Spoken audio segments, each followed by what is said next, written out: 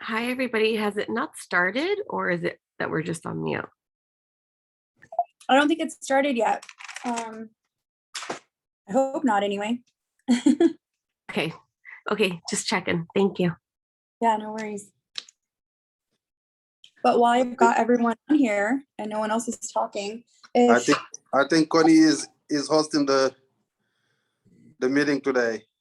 I'm lost in the meeting. I'm just kidding with you. How are you? I'm good. How are you? Good. Good. If anybody has a property manager for a lease, if they could send me their information, maybe through the little meeting chat, so I could write it down, that'd be great. For what area, Connie? I have a new lease listing coming up in Chatsworth. It's a 3-bedroom, 2.5 bath, I think. I'll have to look at it. I should have been prepared over here. No worries. It's on the Rock Point community. The address would be 10415 Larwin Avenue in Chatsworth. I sold them this property last year, and now they're leasing it. We're going to be leasing it. So I have a photographer going out there tomorrow. So yeah, it's a 3-bedroom, 2.5 condo, 2.5 Put bath it on the condo, chat box. 2 stories. Awesome. Okay. I may actually have a property manager. He does San Fernando Valley, kind of mainly Sherman Oaks, but I can check and see if he could help with your property too. That would be great. Please send me the information. I'll put my info up on the chat box right now.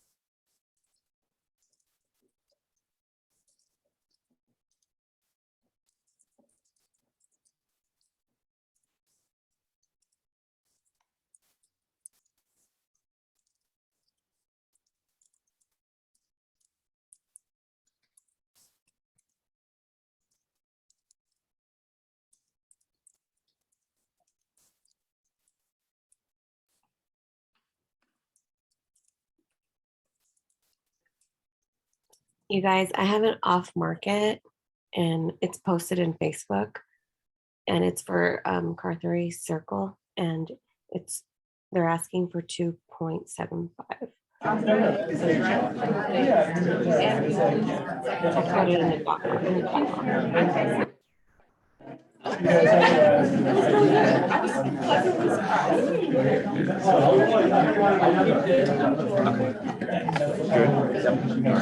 And we're unmuted.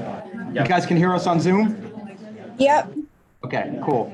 All right, we're gonna get started. Happy Tuesday, March 1st. Amazing how quickly this year is already going by. A lot of great opportunity. Also just want to acknowledge what's going on in the world with the Ukraine and just sending out prayers to the people there. It's pretty amazing to watch that. It's sort of surreal in its own way, but hopefully good things will eventually come from that in some way, shape, or form. So always want to start off with a little piece on mindset. Amber, if you can get that going. And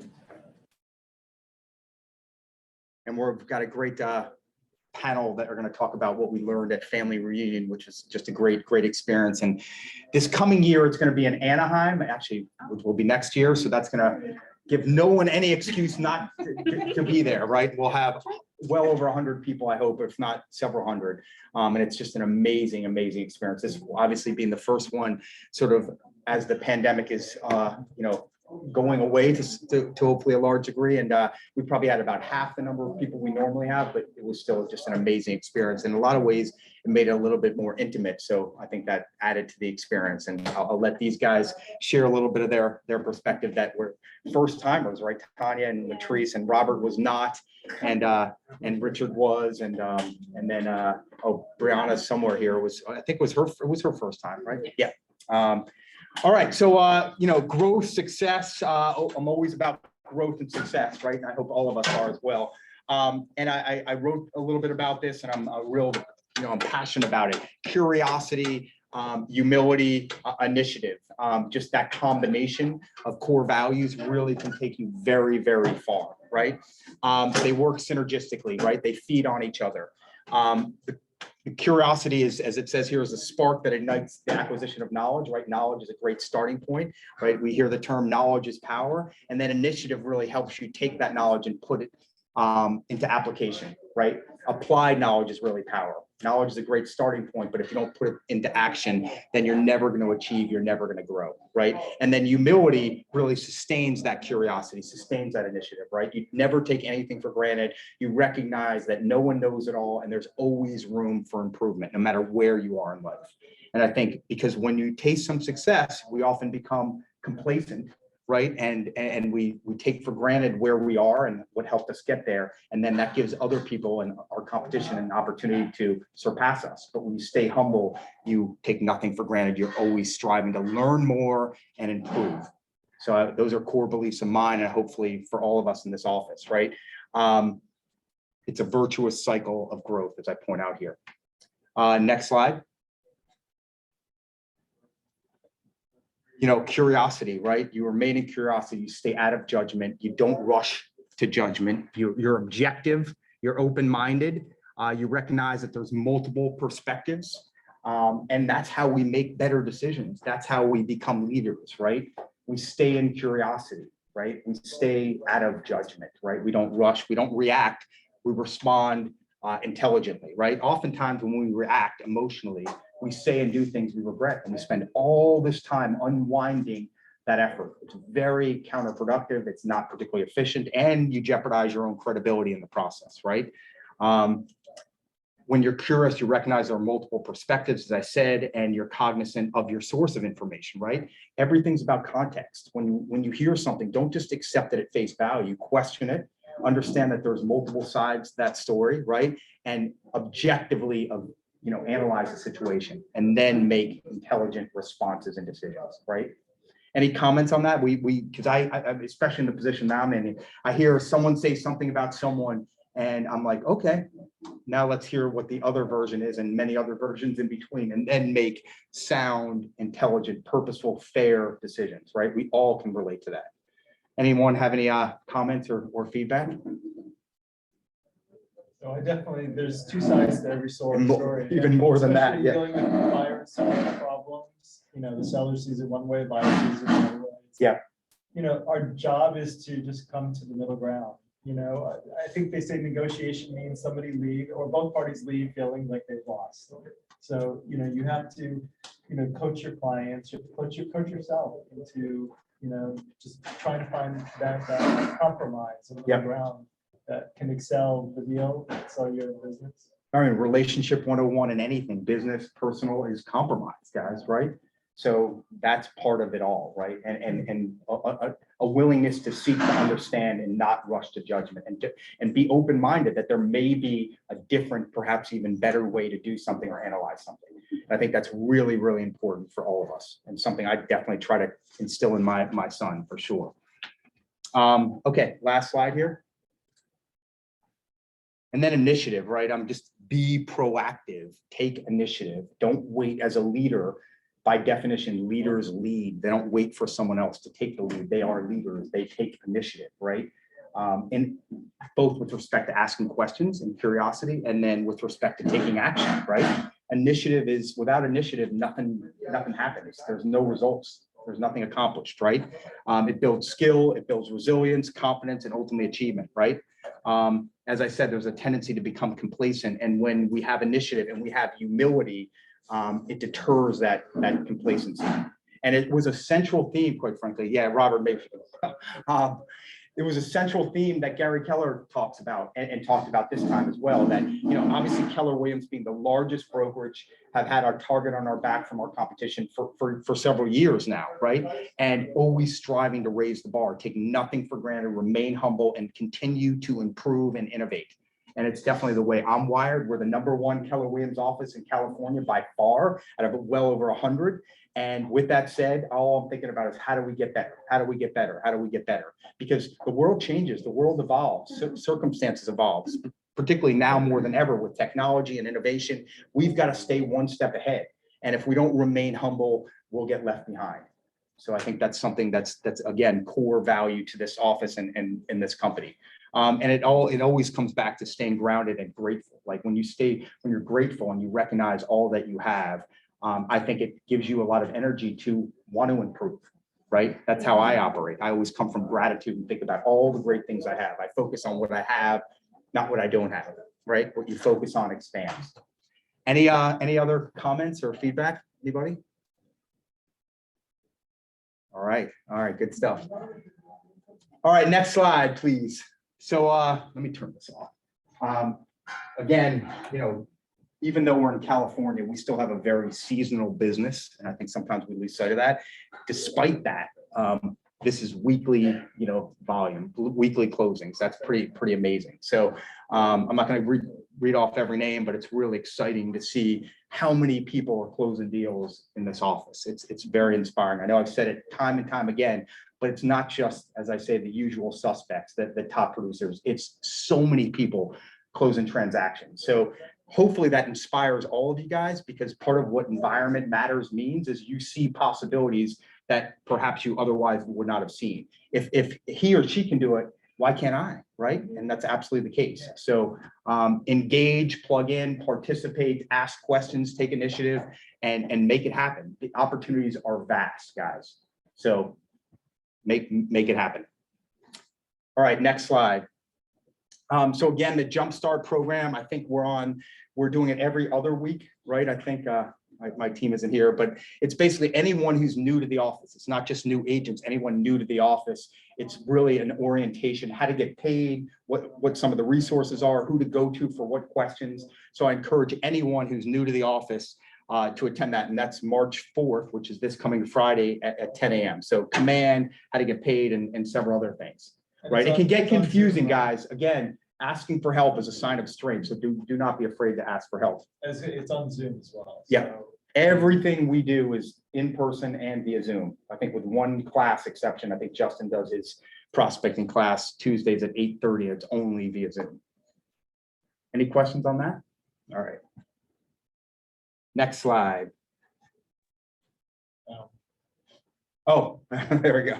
So Go yeah, ahead, this Michael. was just something that they had a commercial meeting every Tuesday, 9:30. There's the commercial division meeting, Which is and- getting bigger. And I just make a quick comment. I mean, we probably have like 40 agents that are predominantly commercial in the office. We just recruited a big team from Compass, that probably 8 or 9. I'm going to do a big PR thing on that. They do about 250 million a year. So that's pretty awesome. And they're great people.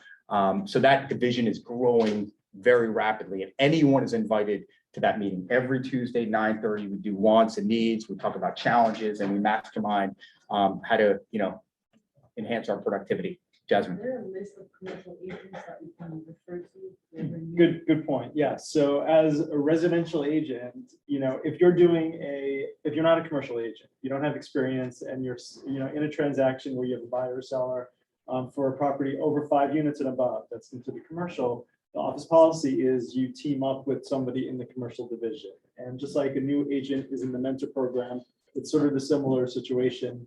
Austin Chen, who I don't know if he's online here. Austin, are you there? I am. How are you guys?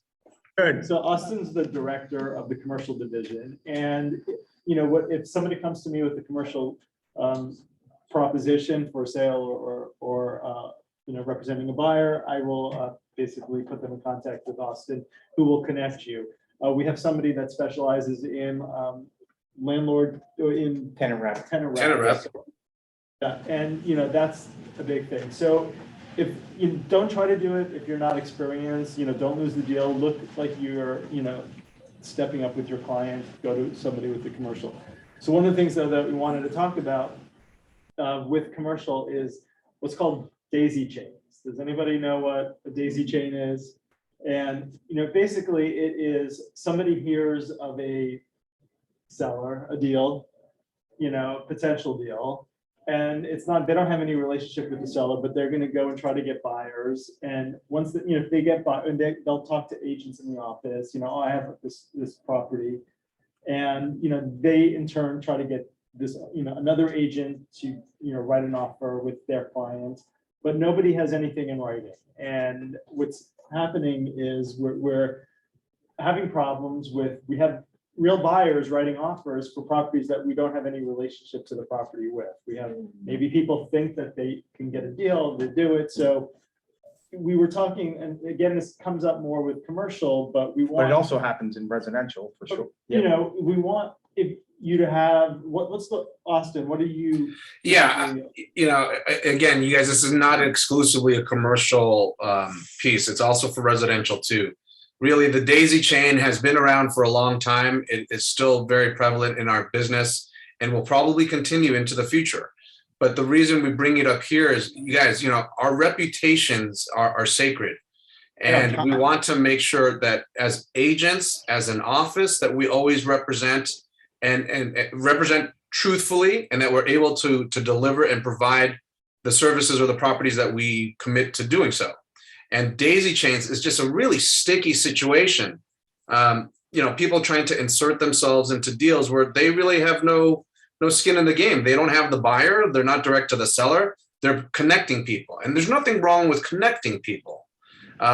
We like to do that all the time. In this office, we collaborate tremendously. And so connecting people is a fantastic attribute that we all possess here in this office. But the daisy chains. One of the problems with that is, though, getting paid, because people want to know, well, how do I secure my commission? How do I get a commission? If you don't have a relationship to the seller, you're once removed, let's say, from the seller, you're just trying to get yourself in. So it's difficult. I mean, look, get something in writing, single party compensation, referral fee agreements. So if you do try to connect somebody to somebody else, get a referral fee agreement. So let's say I know of an agent that knows a seller of a property, and I have, and Austin's got a potential buyer. I can go to Austin and say, like, look, I know of a property, I'll let you know, would you give me a referral fee? So, he could say yes or, or no, but if he says yes, get that referral fee. So In writing. So the referral fee would be, from Keller Williams Beverly Hills to Keller Williams Beverly Hills myself, whether or not that person buys the property, and then you can, connect them with, the person that might know. It's just becoming a problem, as we said, Because more so. it's all about managing expectations, guys. Your client's expectations. You have a buyer who's writing on something that they think is real, and they're getting no response to their offer because no one's got a listing agreement, no one's got a relationship directly with the seller. I mean, that's one example. So it's about managing expectations and just integrity, right? And having things in writing, getting compensated. It leads to a lot of disappointment on many different levels. So make sure you're clearly communicating what your relationship is, and if you think you have a hand in some sort of commission, if a deal happens, if it's not in writing, there is nothing. You need a direct communication to the owner of record, whoever that is, whether it's through his own agent or the owner direct. But, if you're trying to insert yourself, it usually doesn't end well, or it's just people spin their wheels for nothing and they get upset. Yeah. So. And, Michael touched upon something, you guys, being professional and not losing the deal, right? So look, you can still make the deal happen. The referral agreement, if you guys are wondering where you find that, you're just going to look for it in zip forms. There's a referral agreement there. But when you have something that you are not an expert at, or you don't have the direct connection to, go ahead and don't lose the deal. Bring somebody in on that deal and make it happen and get it in writing. Thank you. Cool. The other thing I just wanted to touch on, I sent an email out to the whole office this morning. If you didn't get it, you're not on the list, so go talk to Armand. And it's about the ADA compliance for websites. So 2018, the American with Disabilities Act basically incorporated websites. So everybody's website, whether it's the broker, your individual agents, have to be ADA compliant. There's a lot to figure out what to do. I sent the link of a company that CAR has worked with to get a discounted rate that will review your website. You should go on and make sure that it is compliant. There's not one thing you can do, but the very least you should do is put a policy that if this website is not accessible to you, please contact me and we will make the changes. There's been the reason this has come up now, even though it's been in effect since 2018, is there's been a ton of lawsuits aimed at realtors, not at the brokers, but individual agents. And, that's on you if your website is not compliant. So, we've been told by our attorneys to let the agents know. California Association of Realtors on their broker call had a big discussion with it. Go to this company. It's called Accessibly, and they will, if you have a website, they will review it and they will, tell you what needs to get done. And then What was it called again? it's called Accessibly. Just text. Yeah, Email It's in Michael. the email that I sent this morning. There's a link, and you want to use the link that I sent because it's got the car discount through it. And it also has a lot of information about what they're looking for. Again, there's not one thing to do. There's steps that you should take, so take them. Procuring cause disputes, I've been seeing a lot of, people. So I get calls from, agents that have been working with clients, and for whatever reason, the client goes and writes an offer with somebody else, or, it's a lease client and, they've submitted an application with another agent, they don't want to pay. So, and both sides, both where our agents are getting screwed and other agents from other brokerages feel like they're entitled to a commission. So, procuring cars got quick guides that tell you like what the board looks for, but basically, if you come across a situation where you're inheriting somebody else as a client that had been working with somebody else, find out if there's any agreements between them and another broker or agent, find out if they've been working with anybody and if they've signed any agreements, if you see a house and it's not their first time for the buyer or tenant seeing the house, find out, because you want to get in front of something before it becomes an issue. We've been dealing with procuring cause disputes lately, so make sure you do that. And then we're going to have Jeff Kahn, who's our attorney for the brokerage, in I believe on the 15th, March 15th, and he's going to go over new rules, new laws that are in effect. There's stuff that's coming out. Nothing that's major. A lot of stuff that's going to be attached to forms that are mandatory now, but he'll go over that with that. And do not call lists. So make sure if you're the last one we're getting sued on, or you guys are getting sued. If somebody's on a do not call list and you're calling them, they potentially can, file a lawsuit. And just make sure that if you're using calling companies, robocallers, Mojo. yeah, it's your responsibility to make sure that they're following the rules. Yep. So if you're using, a system that states that they scrub it against the do not call list, it says deemed accurate but not, whatever that's saying. Reliable. What's a good, do you have a website that we could use to manually do it, or? The office pays for different area codes, local area codes here that, are supposed to encompass, pretty much all the area codes that we would be calling. So I would talk to Veronica for the information, how to get access to that, because she knows those do not call lists. So. Sorry, just another quick question. Is there a way that I could upload a CSV file? I don't know if it's that simple, because I've been looking to try to. Individually? Yeah, I would first go on the do not call list, do not, whatever the government.gov site is. But email, she's gonna hate me for this, Veronica. And, or I could find out and I'll. Just email Michael and Yeah, Veronica, email we'll me, figure it out. And I'll send out like a mass email about that, but just be aware of it. When we know of somebody in particular who's litigious and is going around locally and filing lawsuits or writing demand letters, we let you know and, take them off the list, so. All right. Awesome. Thanks, man. Justin, do you want to say something really quickly about your coaching program? I know we did a class like last week, all the days blend. But if you want to just give a quick pitch on that and when it's starting and Yeah, absolutely. Yeah, the days do blend. Starts on March 14th. We only have a couple of spaces left, but we're really excited about it. And this is for not new agents. We're going to do something in the future that is a program for new agents, but this is for agents that already know their way around a transaction and have some experience under their belt. But it's about the backdrop is being able to implement things into your business that day. So there's going to be, I have over 9 speakers that are going to be, we're going to take deep dives, that they're all market experts from different parts of real estate, and a lot of accountability, a lot of role play, and getting deep into all the things that really matter for us to grow our businesses successfully. So I'm really excited about it. I'm going to build a small little community, and we'll share with the overall office, how we're doing. Love it. And again, for those that don't know Justin, most of you do, he's our productivity director. He's awesome. He joined us during the pandemic, so it's always been more challenging for people to get to know him. But he also, Kristen Tull, our director of training, coaches with Justin. She's built a very successful team. Justin has had a lot to do with that. She gave a great testimonial about the impact that Justin's had on her business. So Justin's pretty amazing, and I would highly encourage you to, if you want to learn more, to reach out to Justin directly. Sounds good. Thank you. Awesome.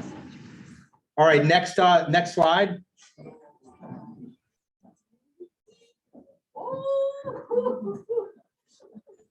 don't know what that was, but it was a perfect segue into our award ceremony, which is a week from today at 4 p.m. Across the street at Cafe Roma. Everyone is invited.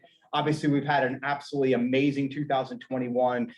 Just excited to recognize and acknowledge all the people that have done some really pretty extraordinary things. So hopefully you've all got the invitation. But again, a week from today, 4 p.m., Cafe Roma across the street. Everyone's invited. Hope to have and expect to have a huge turnout and a lot of fun.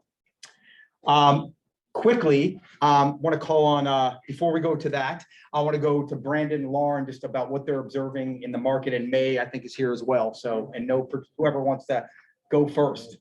We'll let ladies first. Yes. So May is our in-house lender. Most of you guys know that, but I just want to make sure everyone's aware of that. Movement Mortgage. You're awesome, May. And I moved. Yes, that's great. She moved offices. She's over here. Trying to take business from me, so right. Actually, today we had some good news. Unfortunately, with the Ukraine situation, the stock market is tanking, basically. And what's happening, money is going to the bond market, and the bond market is going up, so the rates are going down.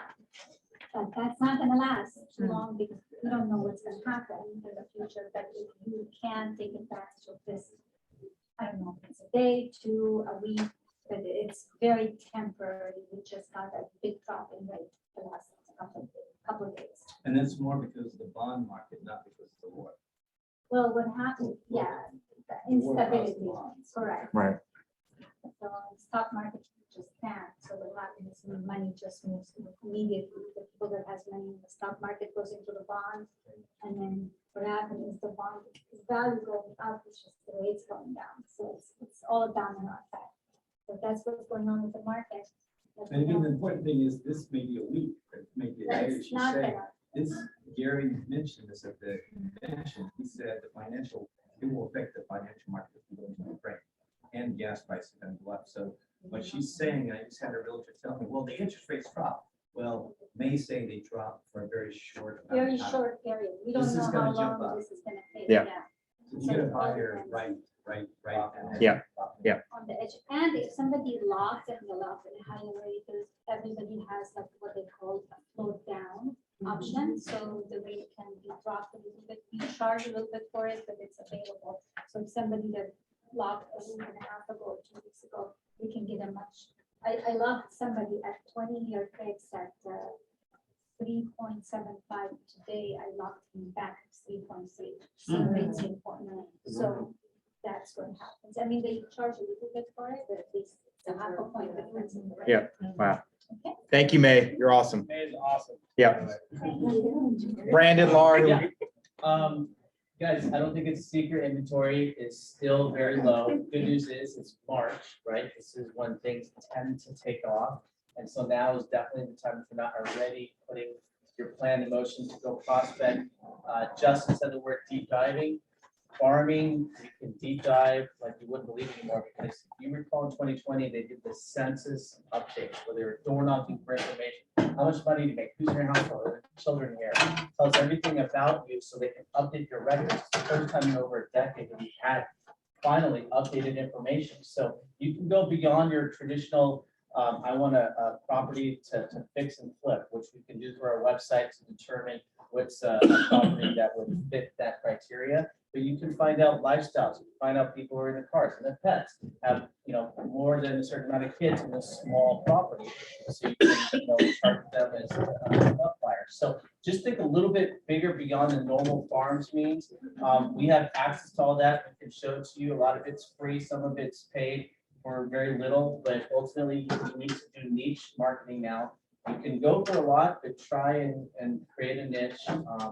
So, all your title partners here, we have great tools for that. Brandon with Fidelity, we have Clearmark, First American. So look for anything you guys need, just let us know.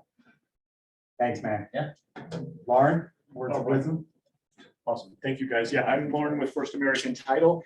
And yes, inventory is tight. So there's the news flash. Right now, I think that I'm seeing a lot of people that bought properties like a shotgun wedding. There was no inventory, so they dropped all contingencies, they ran and they closed, they bought, they've been in the house probably a year or two and they hate the house, right? I'm seeing a lot of that. And I know agents that are making a fortune knocking on these doors or going to these people and saying, I can now get you X for the house, because the property's probably gone up. So they're willing, these people now are willing, a lot of them have the money. They're not so interest rate driven. They just want what they want, which is why they just ran out and bought. So these people will cash out maybe 100, 200,000 in equity that they gained over the last year or two, and then they'll go shopping and they'll truly buy what they want. So I'm seeing this. They're moving faster than they were before. There are a lot of great tools for it. What we don't have, I will show you where to get. So there's great places for good phone numbers, for good email addresses, all kinds of records that the title companies just can't give you or don't have. I know where to get. So it's just a great place to drum up business, because if you get a listing now, it is money in the bank. It is obviously the way to sustain yourself in the business. And then one quick thing, if you'll let me, I'm seeing right now a lot of problems with the kids trying to sell mom's house. All right, real quick, you can't sell mom's house if mom's not all there. All right, title's going to ask you, why isn't mom signing the deed? Well, mom's getting a little old. Mom's slipping away a little bit. That's a major red flag for us, right? We're going to say everything stops, because the worst thing that can happen is elder abuse, right?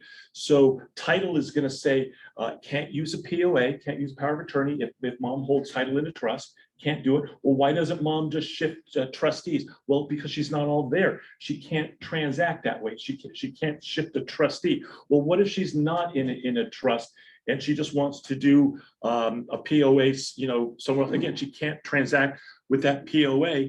And if mom's not all there, guys, and you're going to take this listing, I know you're dealing with the kids, but if mom's not all there and it's not in a trust, 2 doctor's notes and a conservatorship needs to be set up. So this is something that you're going to run full speed ahead into and hit that wall, because if mom's not all there, please come talk to me. Let's tell me what you got. I'll tell you kind of the roadmap on how to get there.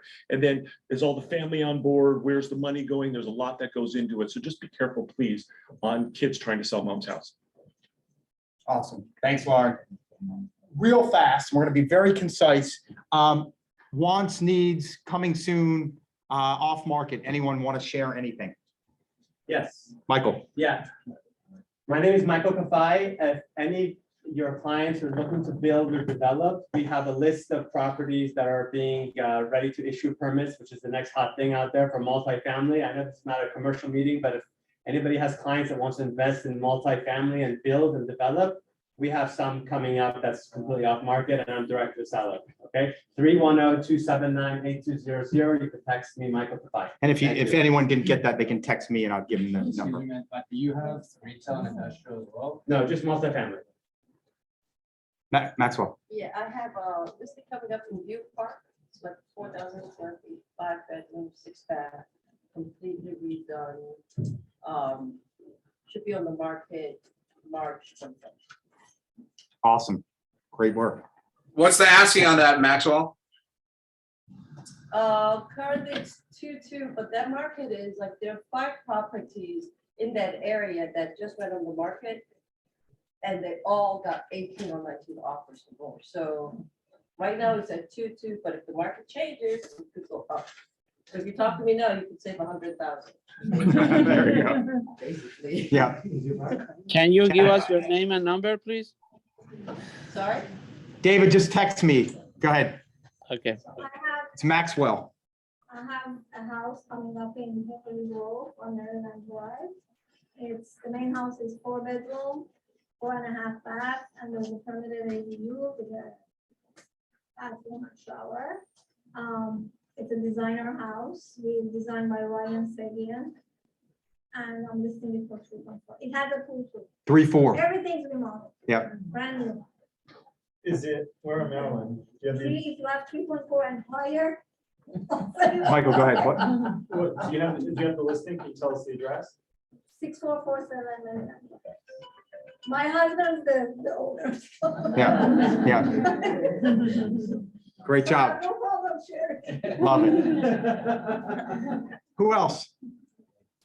Yes, Latrice. I have a new listing in Long Beach, fourplex, 1.2 million. It's on the market. This went live yesterday. Awesome. 1.2 fourplex. Fourplex Long Beach, 1.2 million. Anyone else? Robert. I have a designer remodel expansion in Studio City Hills. It's 4 bedrooms with a pool on a cul-de-sac. It's gonna come out at 3,785. If you have someone that has a huge ego, they like deeper design. This is the house for that. Awesome. Anyone else? Anyone on Zoom? All right. I think that's it. All right. So we've got a great group of people that attended family reunion in no particular order. Latrice, come on up. Tanya, come on up. Brianna, come on up. Mr. Robert Howe and Jeff Yarbrough. And I need to grab one more seat. You move this down. Yeah. Yeah, just it's for experiencing. Yeah. Yeah. You got that, Robert? Cool. And you can move it. Yes. So I'm going to start off by asking all these guys, and then I'm going to give ample time for people to ask questions. Just like, what is 1 or 2 things that you guys, I mean, amongst many, I'm sure, and I know it was the 3 ladies' first time, is that correct? Yeah. At family reunion, and Jeff and Robert are wily vets. What is like the 1 or 2 things that you learned that you think would be worthy of sharing with the group? So who wants to be bold and start us off? I'll go first. Okay. Hey, y'all, hey, how y'all doing? Great. Oh my God. Come on. All right, so I honestly, one of the main takeaways for me is that I'm excited to be a part of an amazing company. Our core pillars, God, family, business, truly align with what my beliefs are and my the standards that I hold high for my business and for my family. So I really am, I'm very happy to be a part of Keller Williams. The other takeaway was that if you work the models and the systems that Gary Keller talks about in the MREA, they work. I literally watched panel after panel, breakout session after breakout session of agents just like you and I that are operating at a high level by implementing the systems and models that he talks about. And they just are consistent. There's nothing different between us and them. And so that really, I guess, gave me some motivation. I'm already a pretty structured and driven individual, but it definitely helped me see that one day I can be at the level where I'm, doing 98 million in sales volume. I mean, they're just regular agents like us. They're just consistent with their daily activities, their lead gen, all of the things that we talk about. If we implement those, we can also be operating at a high level consistently. So that was what my takeaway was. Yep. Love it. For me, of course, it was my first time, and just absorbing all the information. I cannot explain the energy and the fire you feel when you are amongst so many people who are just powerhouses. Like, I'm talking about the cream of the crop attending these conferences, and you learn so much. It's overwhelming, but just take notes, just take notes before. And another thing I took away, so I highly recommend going. If you can figure it out, go. Don't buy the shoes, don't buy the handbag, go to the conference. Another big takeaway I had was the referral network. So I had not really participated in the referral network, and that is like a best kept secret. Like, people really aren't using the referral network, and I went like from 0 to 75 in a matter of 3 days. People want to connect, people want to work with you, and you're kind of in a silo, and you're not like putting yourself out there. And this mentor kicked me out, and I just and working the rooms and talking to people, and everybody's happy, everybody's excited, and it was just really good feeling. So those are my 2 takeaways. Love it. Nice. Hi, everybody. So I'll start by saying, if you did not attend, you missed out. Like, you cannot miss it again. So I had And also, let me just stop for a minute. These guys, I mean, everyone here, so engaged, so excited. Like, again, you get out of it what you put into it. We hear that all the time in anything in life. And I just, I watched everyone here on this panel, like, excited to be there, fully engaged, participating, going to the classes, meeting new people. There's tremendous value in that. But if you don't put yourself out there and you don't take that initiative, nothing's going to come from it. Right. Yep. So first, I'll caveat what she said about the networking. I don't think we take in enough how valuable networking is, because a lot of agents feel like agents are their competition, but collaboration over competition any day. So agents in other states, they're not selling here. That's who you need to be talking to. Agents in San Diego, they're not driving here. That's who you need to be talking to. Even inland, like, you have to connect with these other agents. So I wanted to caveat on that, because networking is everything. But one thing, I was kind of following the single agent with the admin track, because that's what I am. I'm a single agent. I have my admin team. For now. So I wanted to follow, right, we're working on that. But leverage, that was huge for me. So Monica Reynolds, she really went in about leverage. If you don't know her, she's a admin trainer. So she teaches admins how to be the best admins to leverage your time as a single agent. The Perfect Assistant. It's one of the best classes that this company teaches, period. Yes. I'm signing my Yep. admin up for that Yeah. ASAP. But one thing that she talked about is come up with a list of things that you don't like, and that's the job description for your new hire. So the things that are taking away from your business that you don't like doing, or that are tedious and you can make a better use of your time, give that to the admin to do. Because I know when we're bringing on admins or we're bringing on assistants, we don't know exactly what it is that they should be doing. So just think about what you don't like doing or what's taking up too much time. And there you go, that's their job description. Another thing is, who is your favorite client? So someone talked about who's your favorite client. So what kind of client do you enjoy working with? So I know as a new agent, a lot of new agents want to take everybody, like, I'm gonna just take everybody, but some people are draining you mentally and physically. So is that somebody that you really want to work with, or do you want to work with a client who is your speed, basically? So for me, when I started, my speed was military, because I'm prior military. I did 7 years in the Army. So I really enjoyed working my military network. Now, times have changed for VAs now. So now it's not as fun working with my VAs. I love them to death, but it's not as fun. Now they're not, I won't say they're not my favorite clients, but I have a different favorite client now. You can have two. Right, okay, so military is one, now I have a different Alex. favorite client. So now I'm gonna focus more on my new favorite client, and what do I do to get those favorite clients? What is it, what kind of lead generation do I need to do to get that type of client that I want? Because now they're my favorite. So I really like that too. And I have a whole list of stuff, but I know you said two, so I'm gonna just be quiet. For now. Yes. Robert or Jeff, who wants to? Oh, sure. This was my 7th family reunion, so not in a row. I tend to go like every other year because that's in the past kind of been enough, because that's when you really see it change and evolve, because if you go every single year, it's hard to spot the changes. This one was really unique because it was at the tail end of, this long period of COVID. I think in the run up to it, nobody really knew what was going to happen, if another variant popped out, sort of where were we going to be and what was going to happen. Also, people don't realize that family reunion can only be held in 5 cities in America. And there's a delta, excuse the COVID reference, around what factors in a city have to be present to host this giant behemoth conference. And so it can only be Dallas, Orlando, New Orleans, Anaheim, and Vegas. Yep. So people are always like, oh, why don't they do it in Chicago? Right. Because it can't hold all of us, all of the hotels that are necessary, the transportation, the impact on traffic. So they factor all those things in. So we only go to 5. And weather, places. I think, is one of And them. weather, Oh, too. yeah. And also, I think they want one that's kind of close to our eye, which is the Dallas one, and one that's on the West Coast and one that's on the East Coast, and then the other 2. Vegas is obvious, as everybody wants to go.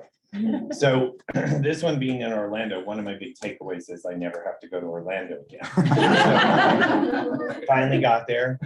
Don't need to do that one again. And I'll just make a comment in fairness, around the Disneyland, it's terrible. I couldn't agree more. But if you go out in it is very different, which I had the opportunity to do. But we're in a bubble, Yeah, so yeah, we're in, right. KW bubble. Yeah. So, wherever you go, there you are at family reunion. So, but this one in particular was Yeah, a little I bit agree. odd, and it's a long way to go for FR.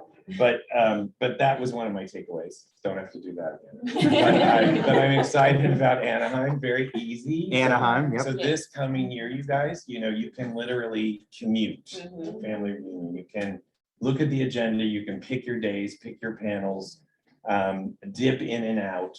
The last time it was in Anaheim was a very long time ago. Yeah, I mean, yeah. I believe it was Like 6 or 7 years ago.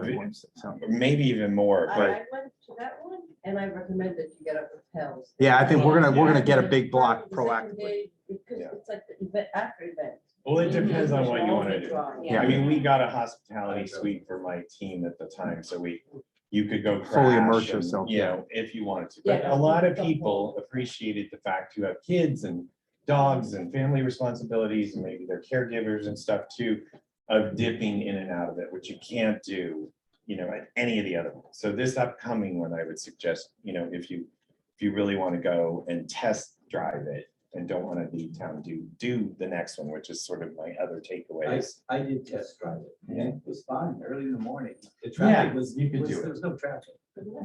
Yeah.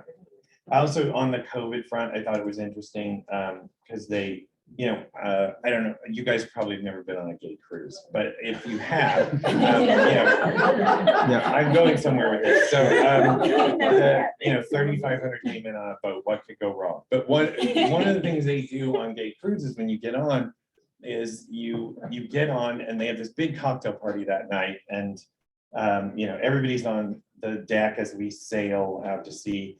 I haven't been on one in years, but they used to do this, and they would make you pick a name tag and a lanyard.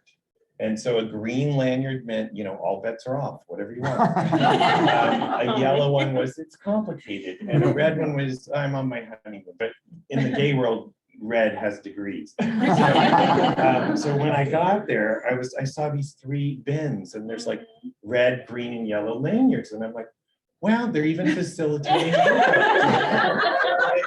We get to pick, so I was like, oh, it's complicated. I'll Right. get the yellow. So, and then Canova tells me, no. The green means like it's COVID, but go ahead and hug me if you want. The yellow means, maybe ask me first. And the red is like full stop. I have COVID, stay away from me. So I thought that was very interesting. I gotta piggyback on that. When I was rushing, as I always am, to get my lanyard, and she's like, "Go grab one," and I had no idea what they were about. I picked the red one. I'm just like, red, and I'm like, I come back and they're like, "Oh, red," and I'm like, "Well, no, it actually means like how accessible you want to be." So it was very funny. I picked the red one. I went back and I got the green one. So yeah, Yeah. I have to add, the majority of the people were green. Yeah, they absolutely. 99%. Yeah. When I Yeah. saw a few yellows, I asked them, is there something here? And they said, I did not know. Like, Right. I knew, but yellow went better with my outfit. There were signs that- Well, red went better with my outfit. Nobody would- And red is the standard in past divisions. Right, Exactly. So I don't know, they should have flipped the colors. Yeah, well, it was like green go, yellow Yellow, caution. Right, red. exactly. Yeah. But that was their attempt at managing COVID. But I will say that the luxury breakout session that happened, it was the only one. It was like 400 agents, caused a complete scene. They had to call the sheriff because someone got upset outside because the room was over capacity, so they reported it to I the think that was authorities. a compass agent. Yeah. So we got kind of locked in the room. They locked the doors. Canova, who was with me, like voluntarily like opted out of the room to make space for people. But the thing at FR, sometimes you really have to be fluid about where you will go and what you'll see and have a backup plan. Because a lot of the panels, the more popular ones, when word gets out, they fill up really quickly. But the luxury panel, we really focused on white glove service. That's always been Brady Sandal's big thing, who's head of luxury. And he talked a lot about providing, the ultimate client experience. And we sort of did breakouts on how to make that happen for our clients. So that was really great for me to see everybody again and network and connect with. I saw you at the luxury cocktail party, which was really beautiful and fun. Yeah, and again, per the networking, which has been a common theme, I've said it before, I'll say it again, I'll say it many more times.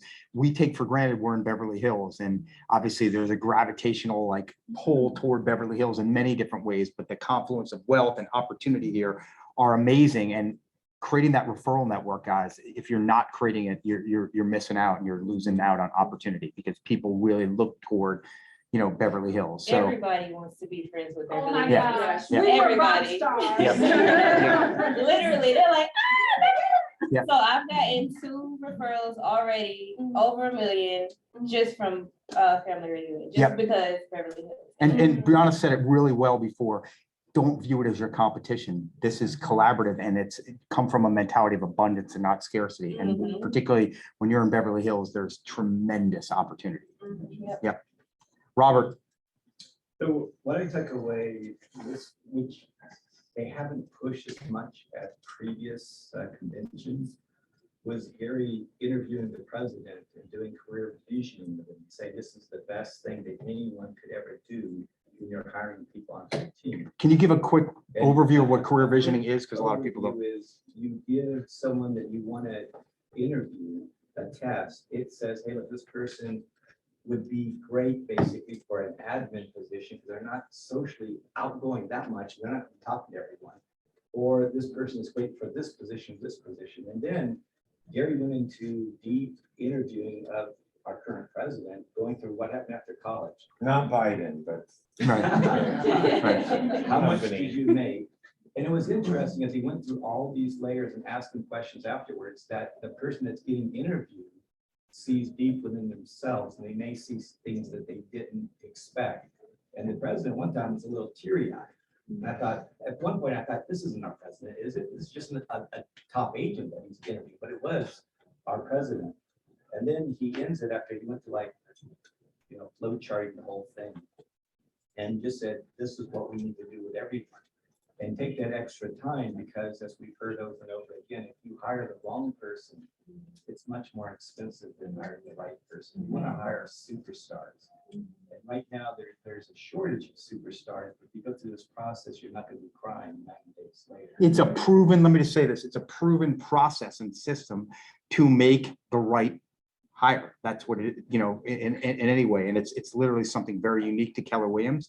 Every time we hire someone within the staff, whatever, we go through this process, and it's extensive and it can be arduous, but it is obviously proven to be extremely effective and dramatically enhance the probability of making the right hire. Because the cost of a bad hire, guys, is exorbitant. And not forget about the money, the time, all of it. Do you So KPA every agent? that no, we comes in? don't, but we should. Yeah, yeah. And I know Jeff's very rigorous about that.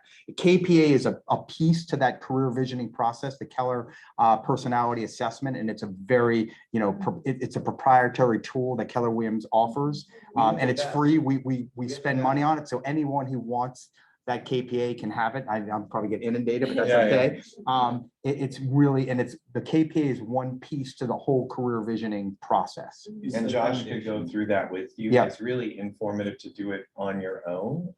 And also you don't retake it Yeah. as far as I know. Yeah, Like, it's I no still right don't- or wrong. It's not it's about really finding your unique strengths and finding the best fit for you or that potential hire. It's not right or wrong. It's not good or bad. It's simply about where do you leverage your strengths most effectively. And But it's it also really is really illuminating. informative in Yep. terms of both self-awareness and for a prospective employer.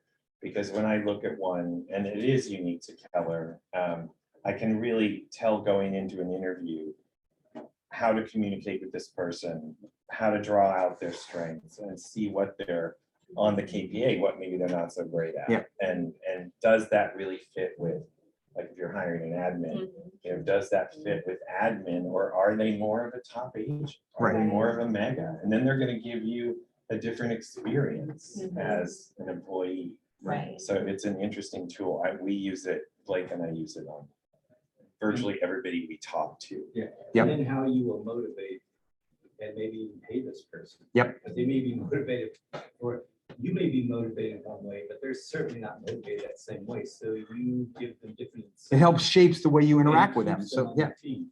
And Paul Morris occasionally will teach career vision. Yeah. It's usually over multiple days. So it's pretty intense. This is a very shallow overview of it. But again. There used to be a 1 day. Yeah, they're starting to streamline it a bit. Yeah, yeah. Which was. Yeah. So there were a couple other things, takeaways. I'll skip the virtual assistants. I think most of you guys understand that. Our ISAs, a little bit, probably most of you do. The other thing that I thought was very important this time of COVID, which is a lot of spiraling down. We're in a culture of interreacting in humanity. Gary brought in this Harvard graduate who wrote several books on positive thinking.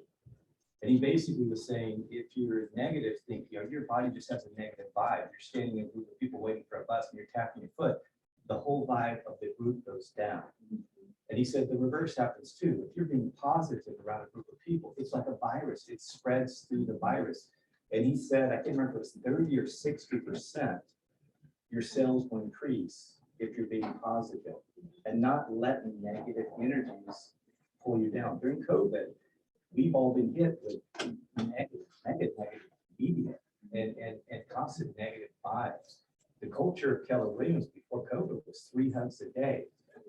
What I would suggest is you give three thoughts of gratitude to other agents or clients a day. And when you give gratitude, it brings yourself up into a positive atmosphere too. We all need this. And if it gives you money along the way, then why not? So I would say, try to practice being positive. And when you give gratitude, if you're doing the same thing every day, it doesn't work. It's going to be unique, specific, different. So it's going to be, it's going to be better than, I enjoy my partner. They're incredible. It's going to be, I enjoy my partner because they do this and this, and this is just so incredible.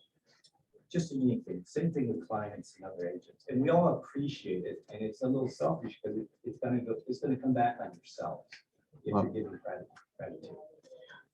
One question I'm going to ask all of them, then I'm going to open it up to questions. And we got 3 special guests here. This is pretty awesome. What's the one thing that each of you will do that maybe you learned there or that you confirmed when you heard it at family reunion that you will implement in your business this year?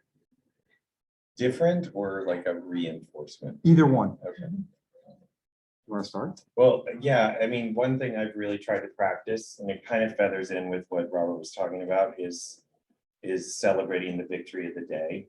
And I think in the midst of everything we've gone through, both with COVID and with social media and the pressure that it lays on everybody, sometimes in a very negative way, that if you can find a way to lift up that client that you're working with, and, you know, hey, we got through inspections, like it was really difficult.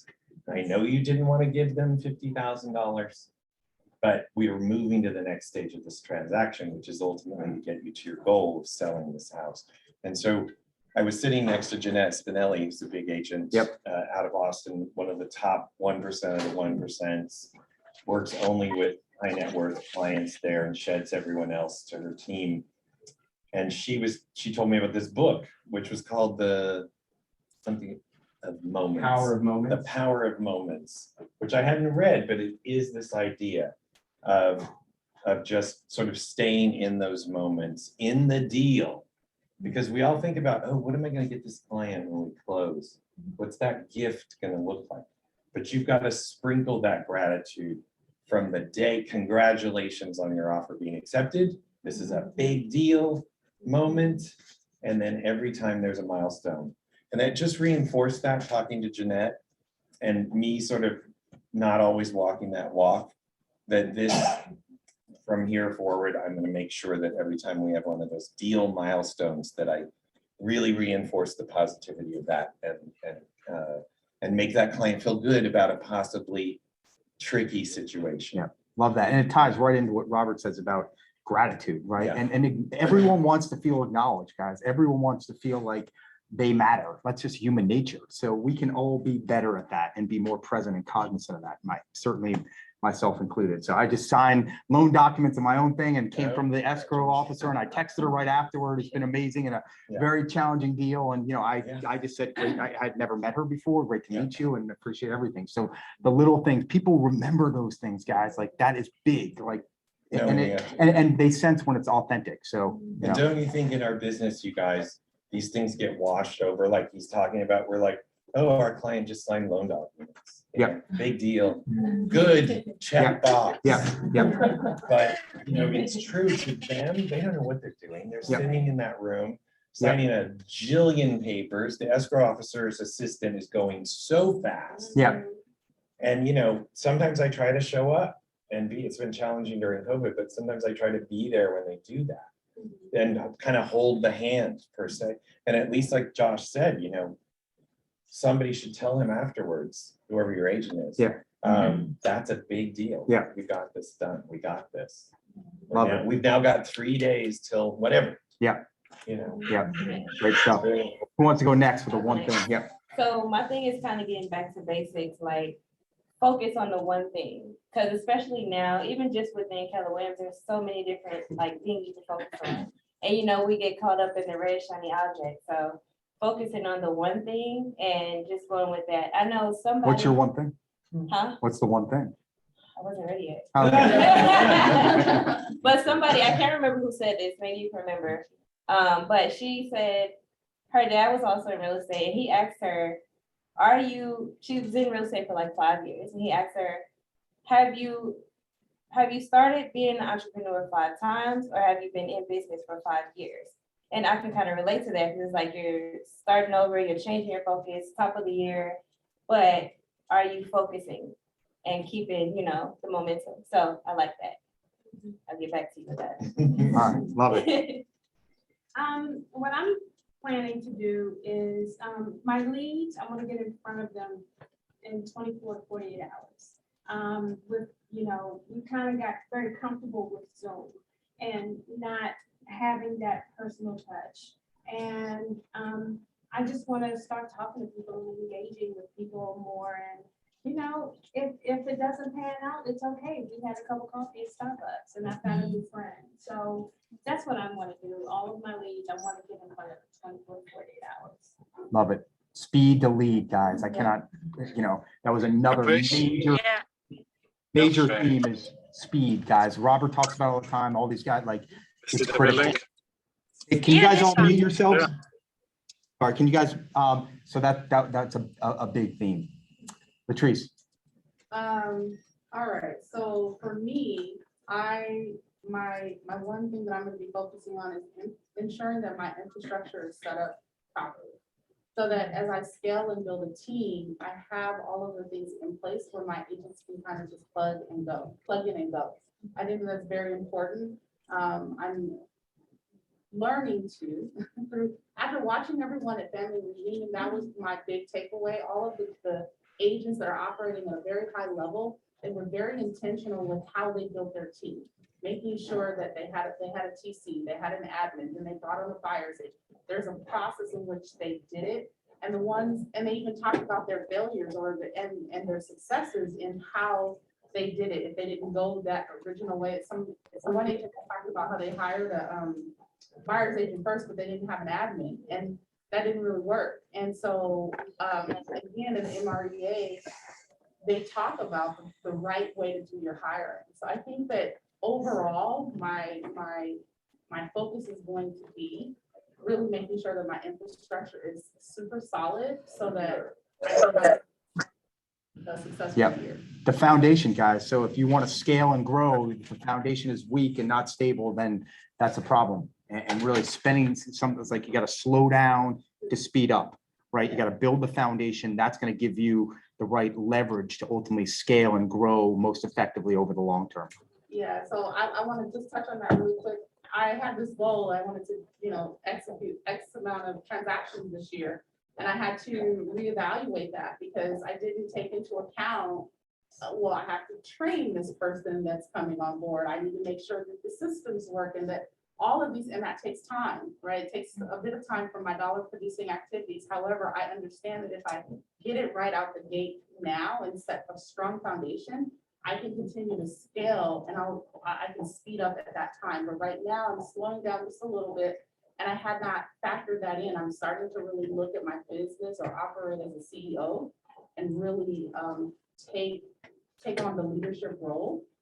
And it's a little nerve wracking, but super exciting. And just learning to extend grace to myself as a CEO because there's a lot of unknown for all of us as we're building our brands and our businesses. There's so much information out there. You can do this and you can do that.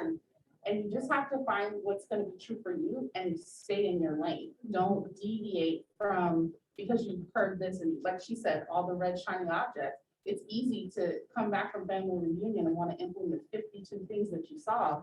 But, Josh was talking about at dinner, taking 2 or 3 things and what are those 2 or 3 things that you're going to implement over time? Yep. And it's just really figuring out, and it looks different for everyone. Even though we all sell real estate, we do it at different levels in different ways, and our personalities, all of our clients look different, price points are different. So all of those factors impact what our business is going to look like in 5 years. But I do believe we all have the ability to operate at a very high level, whatever that looks like for each of us individually. Well said. Love it. Robert? Latrice and I kept bouncing into each other at that meeting, which was cool. It was nice to see we had pretty much the same culture and thoughts on many things. And that's a beautiful thing. I'm leaning into what Latrice said. There was an agent that was up on the stage, nice agent. Her team does $38 million a year in GCI, not in sales, in GCI commissions. That's huge. Now there's teams at Kelwood that do even higher numbers. What she was saying is she had, I think, someone reversed it, started interviewing her. She has 38 lead gens that she's doing. She only uses 3. There's only a 3-4. So she's testing all this stuff, whatever these shiny objects are, but it comes down to the basics of 3. That's what's giving her 99% of business. So when you have a lot of money, you might start throwing at things, and it goes back to the basics. And I think everyone in this panel is saying the basics, the basics, the basics. You don't have to get creative, stay with the basics. I went to a team building, build the best teams, because I traveled around the US interviewing big teams in the US. I expected this presentation to be, here is the perfect team, here is the perfect team, all 4 panelists. It wasn't even close to that. One panelist, the whole team had dissolved. They were rebuilding. Other people have lost so many people. But growth is messy. I want to double down on what teams GCI is. We break it down to every one of the team. That's what their GCI adds to that goal. So it's a meshing of the individual goal with the team. It's the meshing of what they have to do in lead gen with the team to reach that goal. And then to have it accountable at least once or more times a week.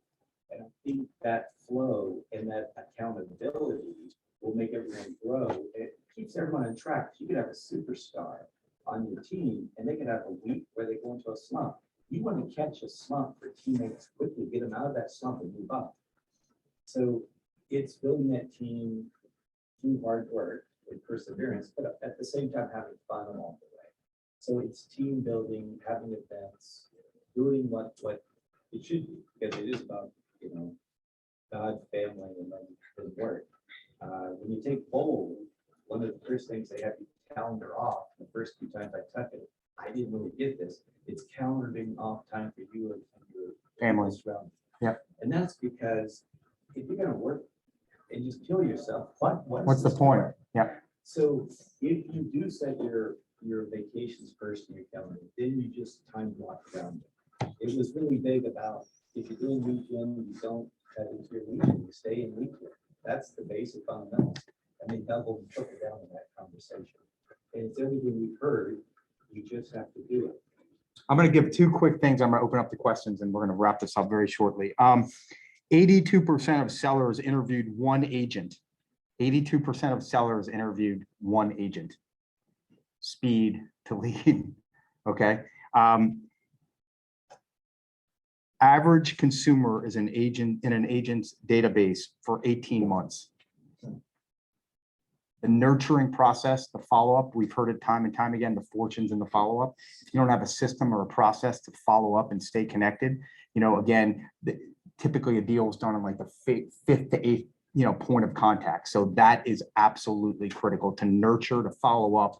That's how you're going to get deals done. Questions?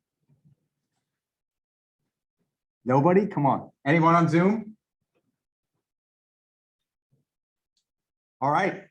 You guys are awesome. Thank you very much. Next week, 4 o'clock. Hope to see everyone there for awards. It's going to be awesome. Thank you, guys. Have a great day. Thanks. Congrats on your. Yeah, and I'll follow up because you're waiting for us. Yes. Okay. Yeah, I'm going to see Paul tonight. Okay. Yeah.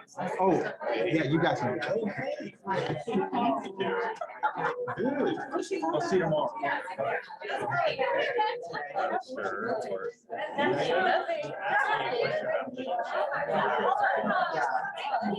But, follow up with me on that. So how we write or what we use.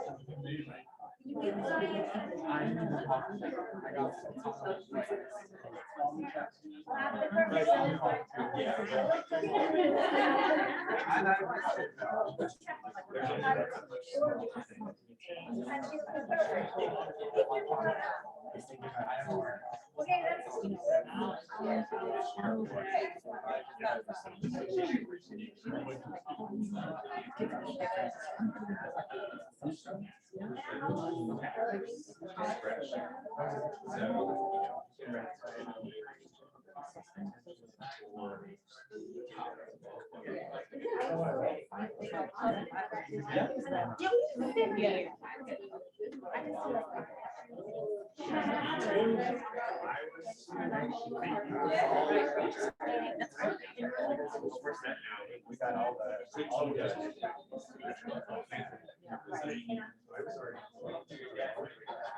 We talked about.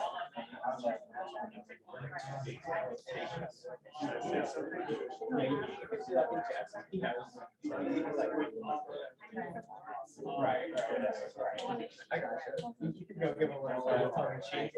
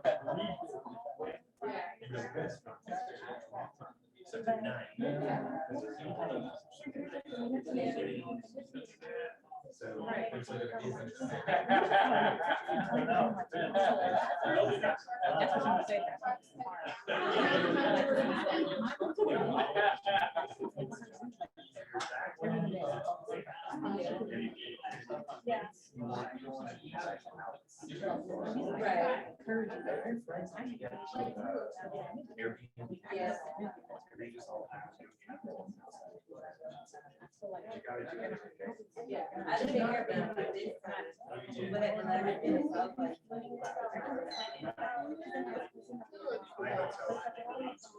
yeah.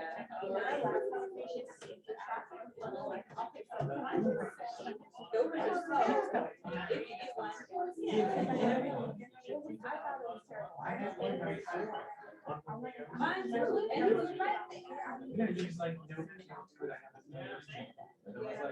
Well, why? Yeah. It was very. It's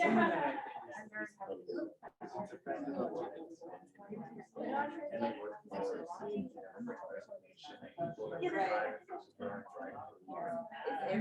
I have another business. And they'll put applications in, and then we'll come to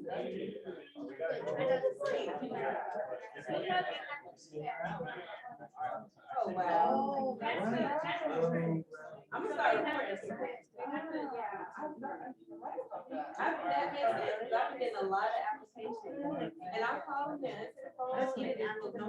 Yeah.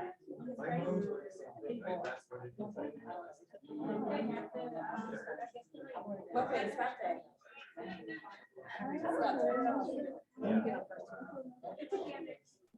It's terrible.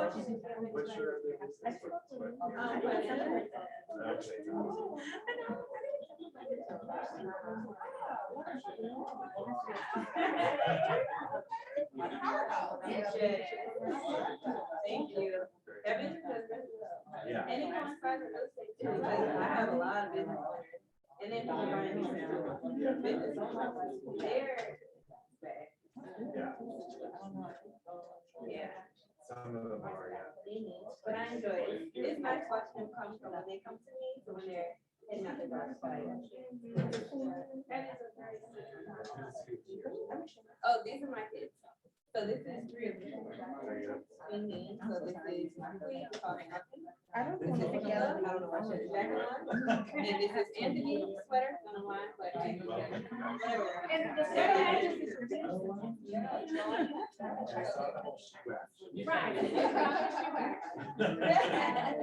I'm wearing my own. I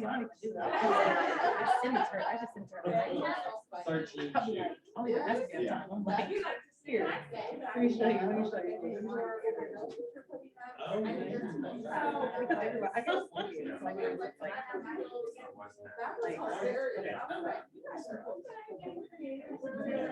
and that's, you know, I'm big on like big picture, so I say. I just want to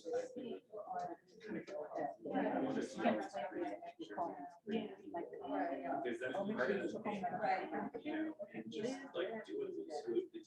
That's all I'm saying. That. Yeah.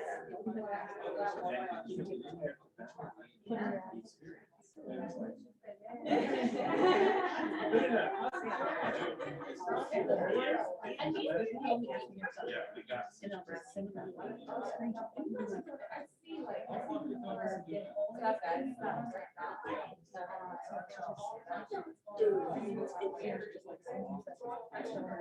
I drive her crazy, but that one was a genius little thing.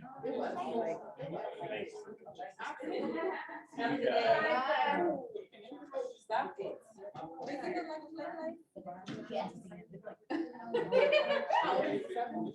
Oh, yeah.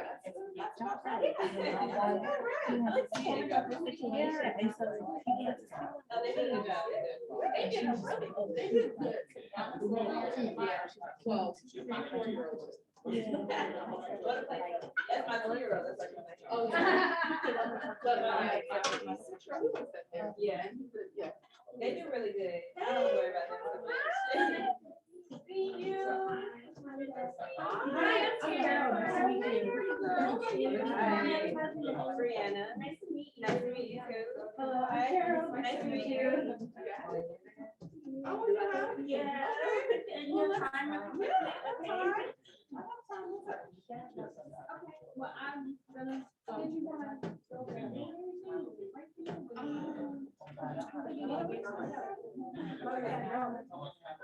Well, my.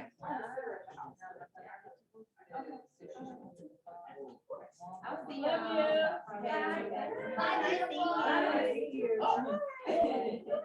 He's a ladies man.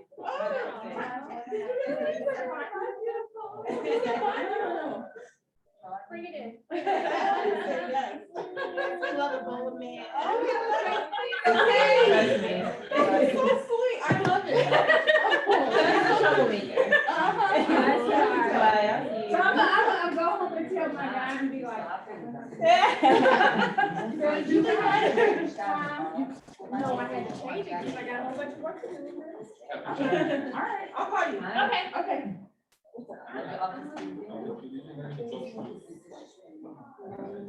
What's wrong? Oh, no. I know. Oh, no, sit down. I'll let you go. What's going on? I can see it. Yeah, I just last month.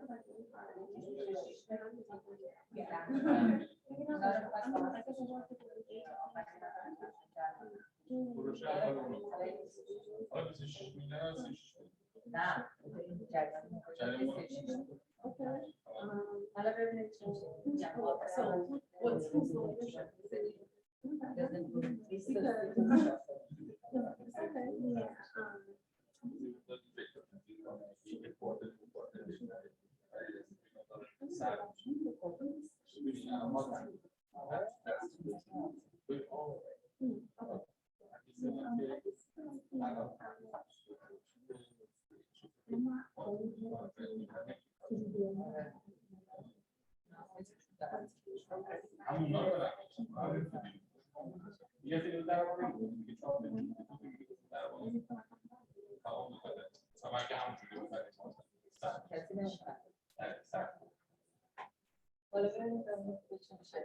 Because I have your phone, I just want that. I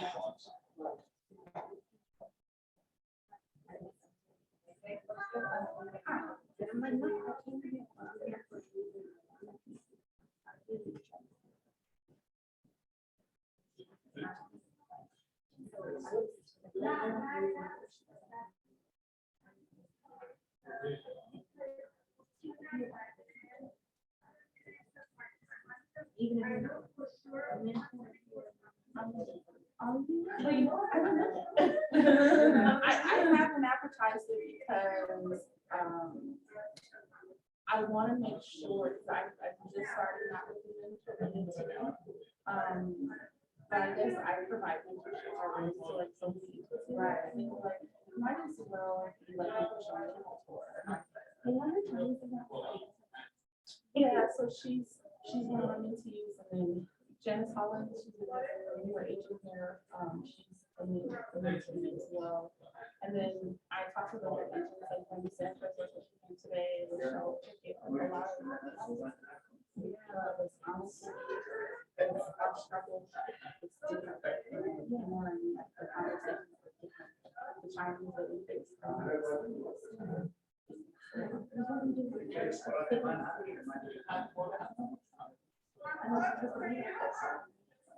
So, do you go to, sorry, do you go to the, classes that Kristen does? And how's that been going? That's been pretty good, like doing the classes and everything, I try, like, yes, I'm sort of teaching myself in that way, and putting myself in that space to just join the classes and learn my own. So what do you feel like I'm doing this close, so they hear you. What do you feel like you're missing? In a way, I don't even know, I just know I'm missing something. Okay. Like, I'm willing to put in the work, I'm just like, what, I'm in a space, I'm like, what work is it? Like, maybe what I'm doing is not working, like, I'm reaching out, I'm prospecting. And I've been, like, the past few months, I've been having situations with like bad buyers, like, I'm thinking everything's okay, and it's not, it ghosts me, and stuff like that, just going through that, and, you know, figuring out ways to get out of that, I'm like, I feel like I don't really have anybody. I was kind of trying to like, she's like, I'll call her and she's like, because we need to do this. I'm like, okay, I'm more motivated. I'm new. I'm just like, same time. Yeah, I'm more motivated. Like, you know, so that's what I don't know. I know, like, that's what I don't know. Like, I know I have to put work in. I think somebody like really like help me with that. I want to do this. I want to do it right. And I didn't come here to be a mediocre real estate agent. And I feel like that's what I was falling into, and that's a lot. That was the reason for a lot of like, my tears last month. And I don't have time to cry anymore. I got the amount to feed. I completely understand. Yeah. So, so first of all, let me just say, it's not easy asking for help. Yeah. That's number one. Number two, it's not easy. Yeah. It's not easy. Okay. If you think that it is, or someone told you like, oh, you can get in here and sell the house, nah, it doesn't work that way. Yeah. But it's simple. If you continue to be consistent with your activities daily, you really have to be consistent. Like, everyone thinks that, like, oh my God, Latrice, you did such a great job. You're, you know, a rock star as an agent. But like, no one saw all of 2019, I made $0. Zero. No money. I invested in myself. I was heavy on investing in myself, working on learning more about real estate so that I could eventually get to a place where I could do a transaction. Yeah. In 2020, I sold 2 houses. I did 8 leases.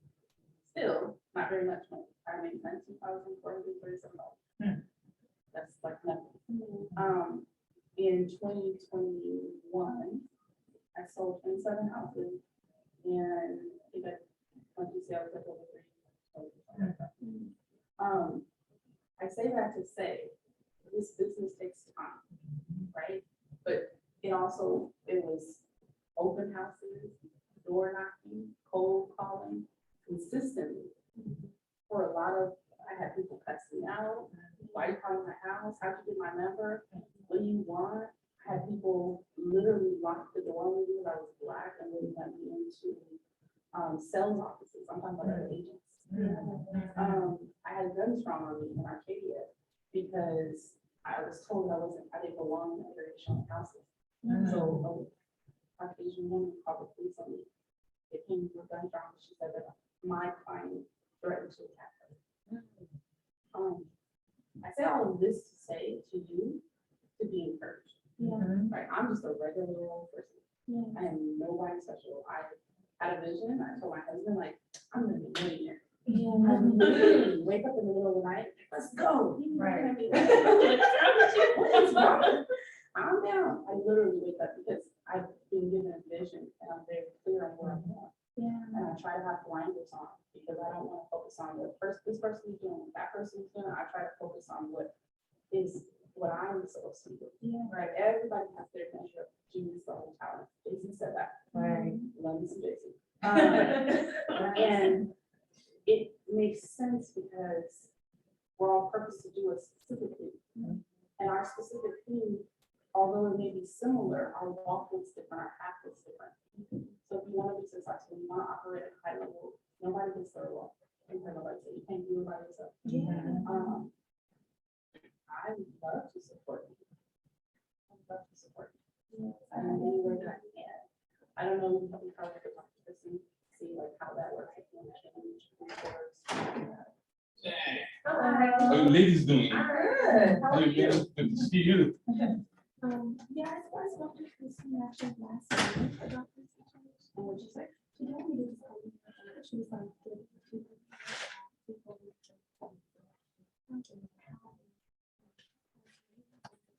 I mean, not as many, but I thought you did, but, you know, it's an interesting, I didn't know. She was.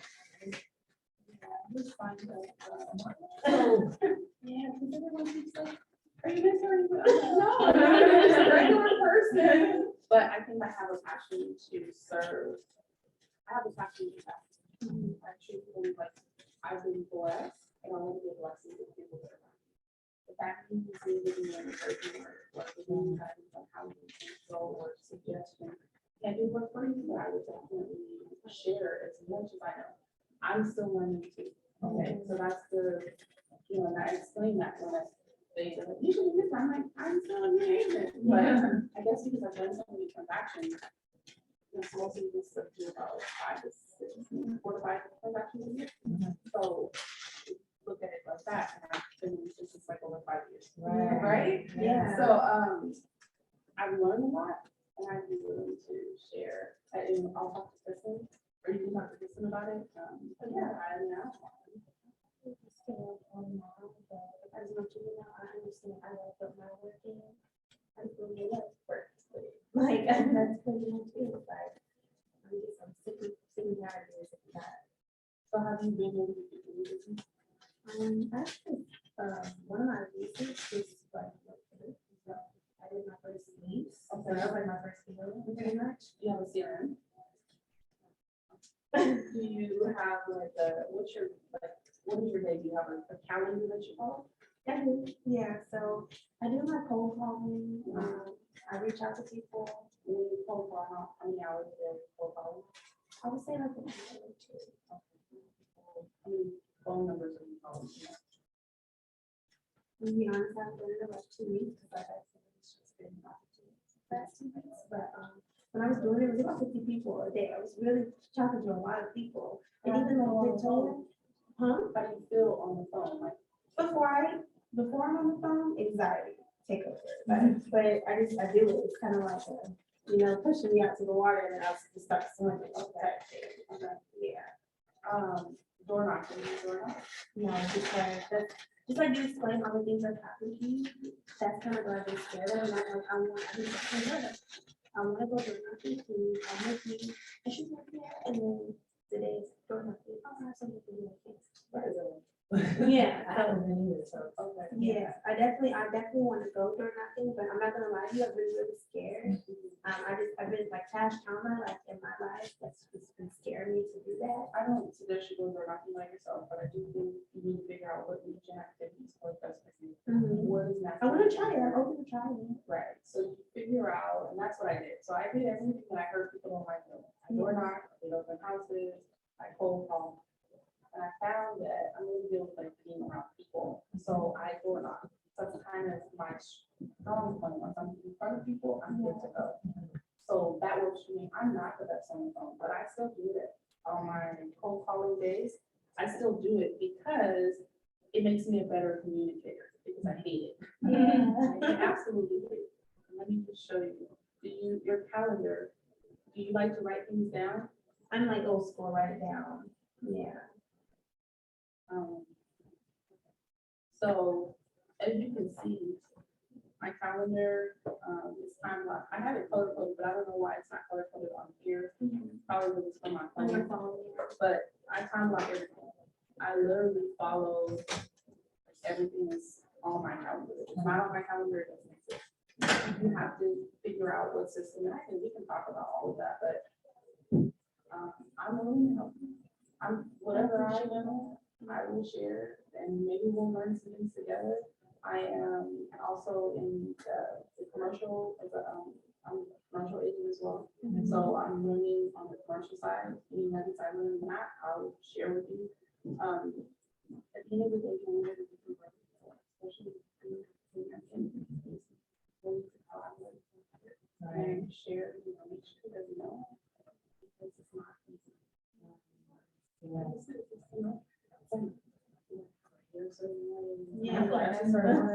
like my mom told me, she's a cool mentor. She doesn't get, she's a different struggle. It's a different struggle. Like, it's not the same. I can't really understand. But I would be supporting you like that. I don't have a great deal of time, like whatever we set on the calendar. One of my things is really important because I watch my calendar. Live like this. So if I put you on the calendar, like try not to like see a big change last minute. If I commit to something, I'm not going to change on you last minute. I hate that. I don't like. Yeah, I mean, I hate that too. Situations that come up, but when you time block, like for instance, every week, if I'm going to do listing appointments or buyer's consultation, I do them in a specific block of time. If that doesn't work, I have a morning day and I have an evening time. And I do it, I select a few days out of the week and put that time block in. So if people call me to do that, then I can plug them into the time slots that are available. I have my mentee, she's gonna like we do Monday morning calls. Mondays and Thursdays are my administrative days. So I have a whole system. We'll figure out what days work best for you. I can commit to doing like a 30-minute call, 30, maybe 45 minutes.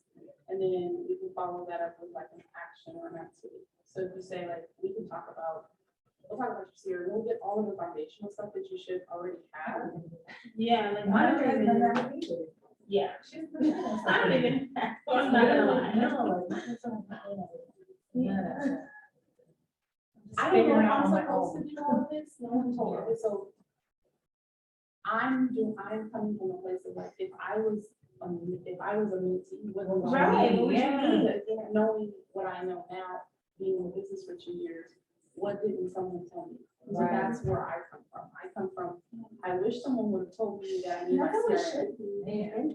But I think it's more of it's not a handling. It's more like, you're the driver, right? And if you have questions, you can call, but I don't think it's really like that hands-on. I don't think I think the mentorship, that's what it's supposed to be.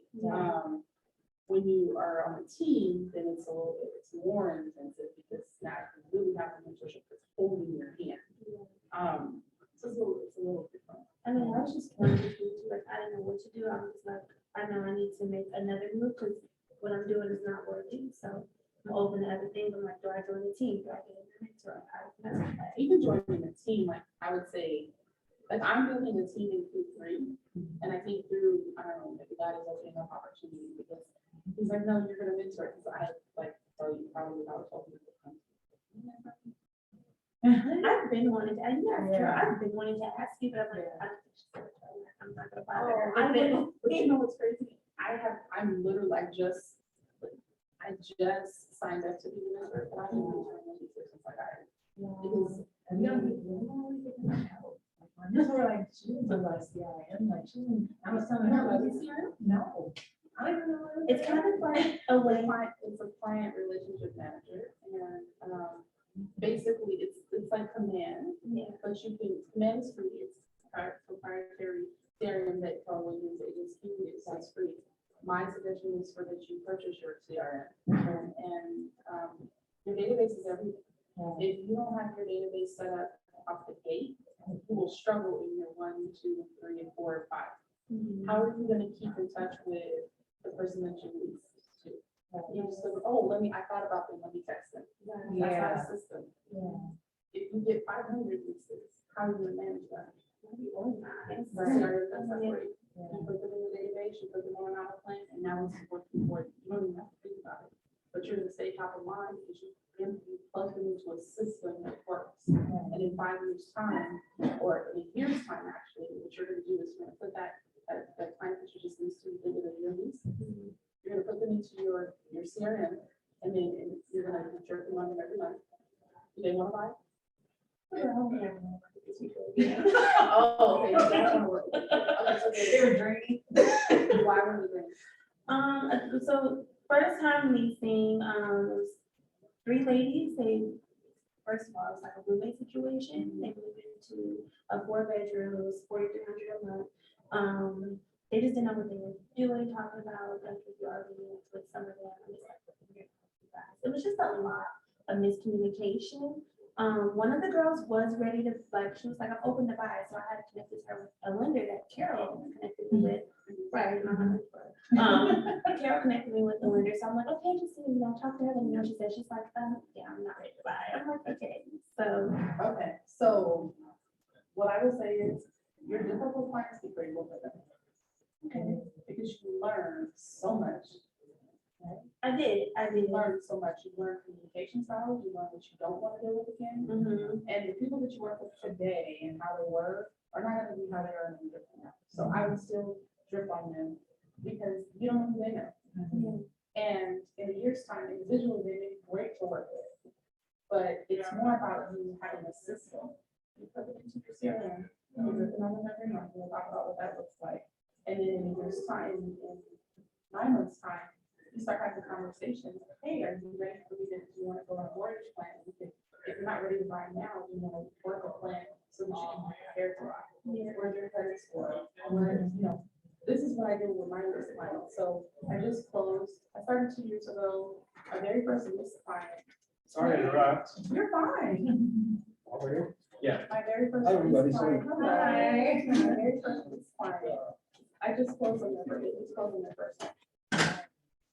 But I stayed in communication. I put them on mortgage plan. I didn't make the buy process. They weren't ready to buy. Not because they didn't want to buy, but because the credit wasn't right and financial. You said it took them 2 years? It took them 2 years. It took them 2 years, a little less than 2 years. We were in escrow for like 60 days. It was like a long escrow. But the point is, I had a system that I was able to plug them into, and I stayed in communication with them. And so my follow-up game is strong. Once you work with me, that's it. You're stuck with me unless you tell me to go away. I don't want to ever see you again. I'm here like that fly. It just keeps bothering you. And then I'm like showing up with gifts and stuff. And you're like, she really ain't going no. What did you think this was? I will tell you, I worked with a client that was wanting to lease. She came and said, I'm going to lease. I want to find a place. Okay, fine.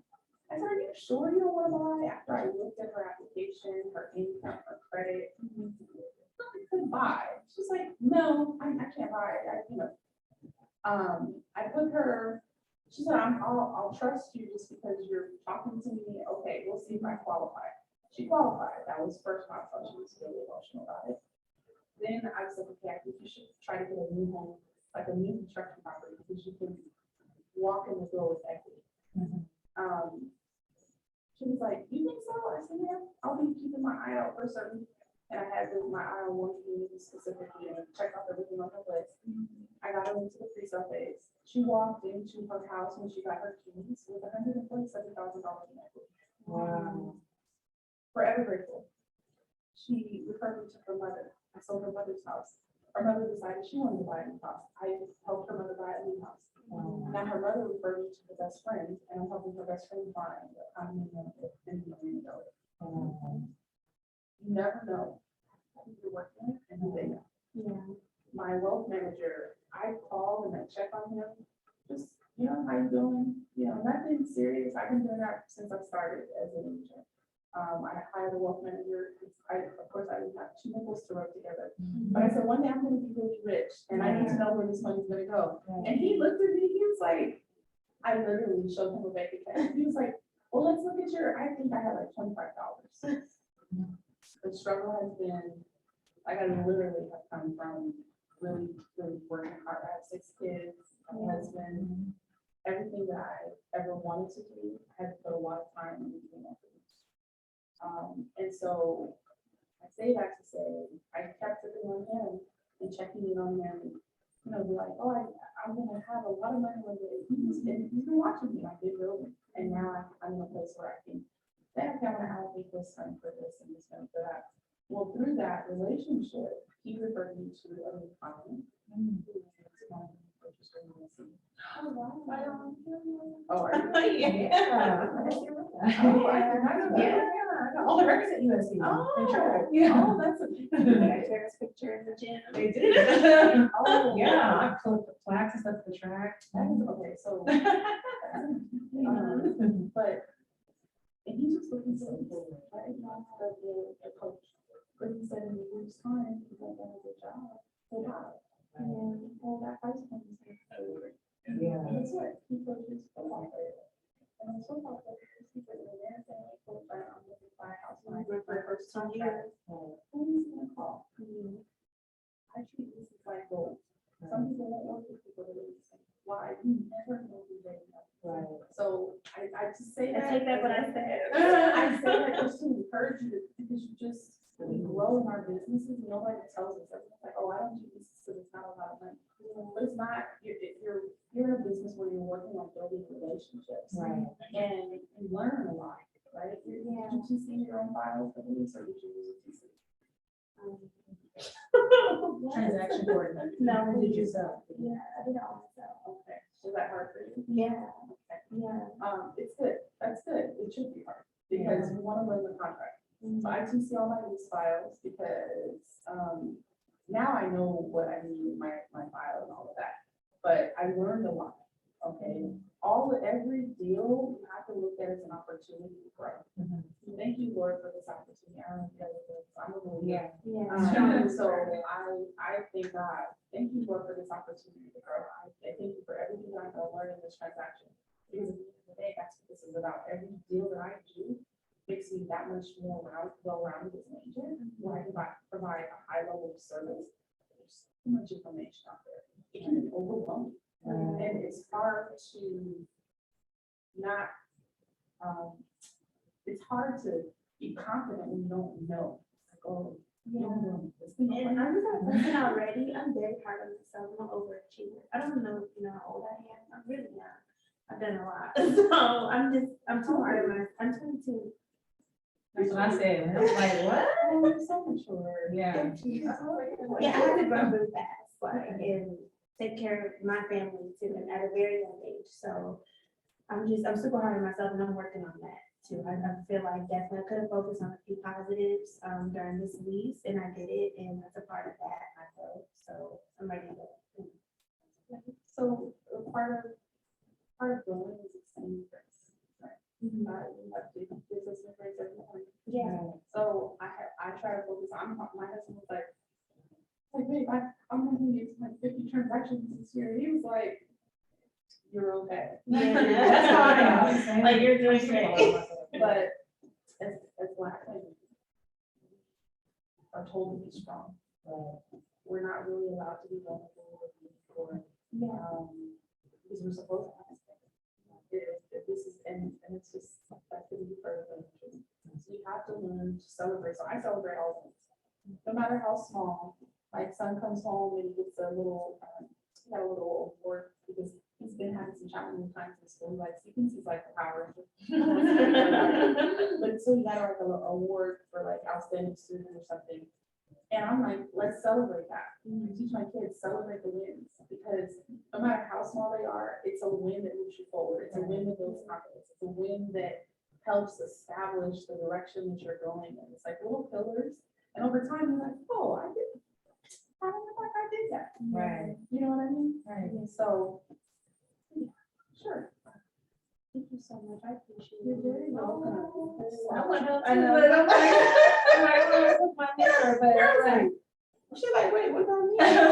I'm like, I don't know. I'm over here just like listening. I'm like trying to cry. I'm like, oh, I need At the end of the day, we win by helping one another. Right. I believe Yeah. that we're here to give back. This is my way. This is my ministry. This is the way in which I serve. I love people, I love Black women, I love people. Yeah. I love helping, I guess I'm just. We have that energy. Yeah. Like, Oh, yeah. Yeah. Saying that, I'm like, I don't know, but you know, I do love it and I want to see you win. And the thing is, there was an agent in my old office used to say, why do you give information all the time? Why are you? And I said, because there's enough stuff for all of us to shop. Yeah. That's the truth. Right. Like, you don't have to always be in a competition or have to pass in a bucket mentality. Right. Like, oh, wow, there's not enough room for you at the top. No, because what's for me is for me. Right. It's already said. The promise of God is the promise of God. They don't waver because you come along, because Carol's come along. No, it is what it is. Right. So if this is the vision, this is you want to be a realtor, you want to operate at a high level. I don't believe that God gives us thoughts and ideas and vision to not act, for us to not act on it. But we have to put the action behind it. Right? We have to do it when we do the work. So yeah, you can do it. Yeah, you can do it. What is your goal for this year?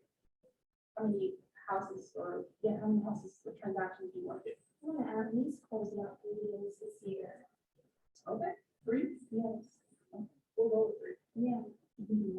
I'm like, yeah, Maybe I'm like, higher, but I'm just gonna start with 3. yeah. Let's talk about what that looks like. How do we get to that goal? Okay. Yeah. And I'll like hold your hand through the process. You'll be fine. You're gonna do great.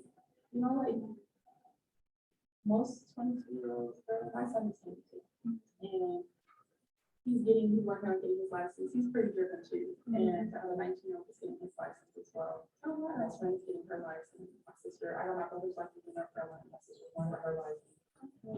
Those things are a true way as well. And the sooner we get into it, the sooner we master it. And our lanes may look different. Like you may find that you love working with investors, you may go on that side and specialize in, or you may love working with buyers. Whatever you'll learn that over time by doing business. So Yeah, I'm ready to learn. and don't hire yourself. It's hard. Like business don't come over. It takes oh my God, it does take time. So I want you to know like that it doesn't happen overnight. It really does take.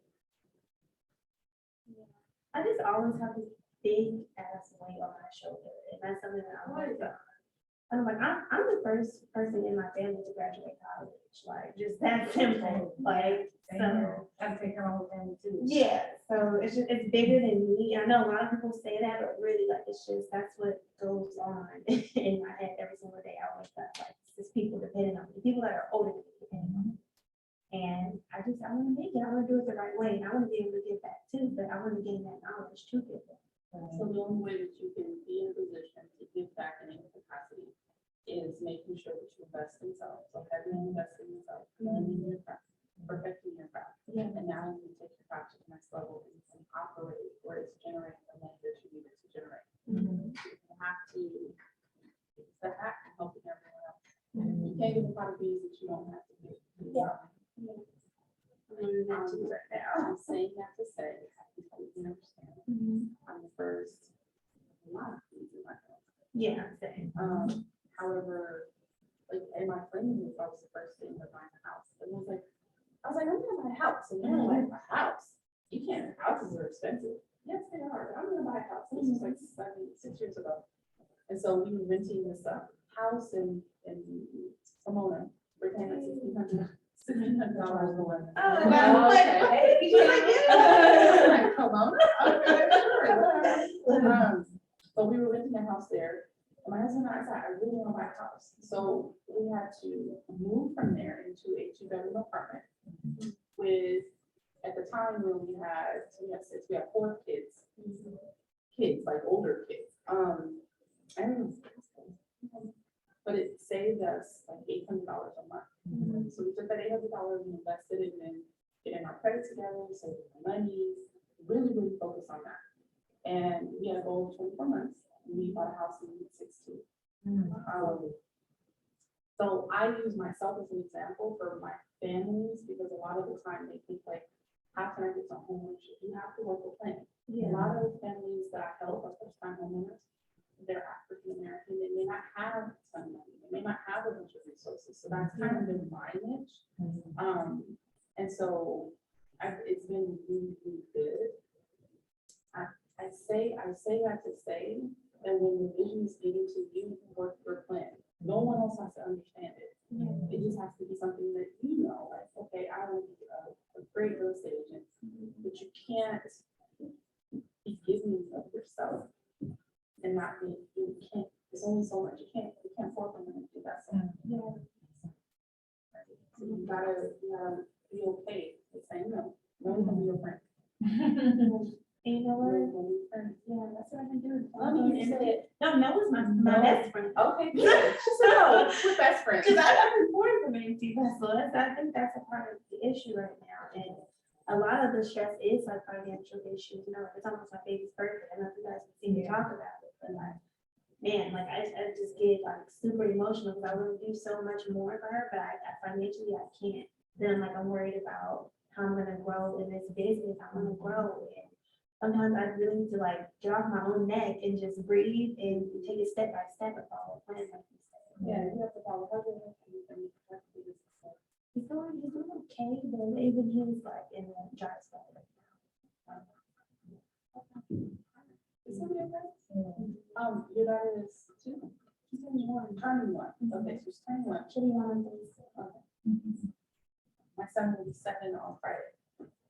What's your youngest? No, my youngest is 4. She won't remember this birthday. It's not for her, it's for you. Get out of your head. In 3 to 5 years, when she can remember the birthday, we'll have all the money we need to give her the party you want her to have. Give her a cake, give her a cookie, with a candle, give her some ice cream, and she will be happy. I have 6 kids. And none of you tell me what their first birthday is. Right. I can't remember. Don't focus on that. Focus on what you're investing inside of her. Love her, hug her, kiss her, hold her, spend time with her, take her to the park. None of the other stuff matters. I can tell you right now, my kids will tell you all the toys that I bought, like, you know, every year, the new Power Rangers, they don't play with none of those things. So I don't even buy presents anymore. We go church, we do birthday experiences. So we go somewhere. And it's not even like necessarily a trip, but it's an experience. So we may go to Knott's Berry Farm, or we may go to the park, or laser gun, or what have we done? We've done paintball, and we've done go-kart racing. Because that's what they remember. They all that those toys, you just waste your money. We don't do that anymore. But it took me a while to get there, so I'm telling you right now, don't beat yourself up about what you feel like she's missing out on. She's blessed. Yeah, she parents who love her. We're actively present. We're creating a safe environment. You're investing in yourself. You're creating an opportunity for her that she doesn't even know. Like, that's amazing. Can we just say that's amazing? Because there are a lot of moms that can't do it. There are a lot of moms that don't even have the love to understand what that looks like. So don't be so sad about it. Oh, like, because they're really like it. Right. Like, when I say literally, that comes from, man, it's been a struggle. Not, my life has not been hard, but it hasn't been easy. And it's been a lot. It's been a lot of weight. It's been a lot of like, it's always the grind. It's always the grind. It's always the grind. Burnt out.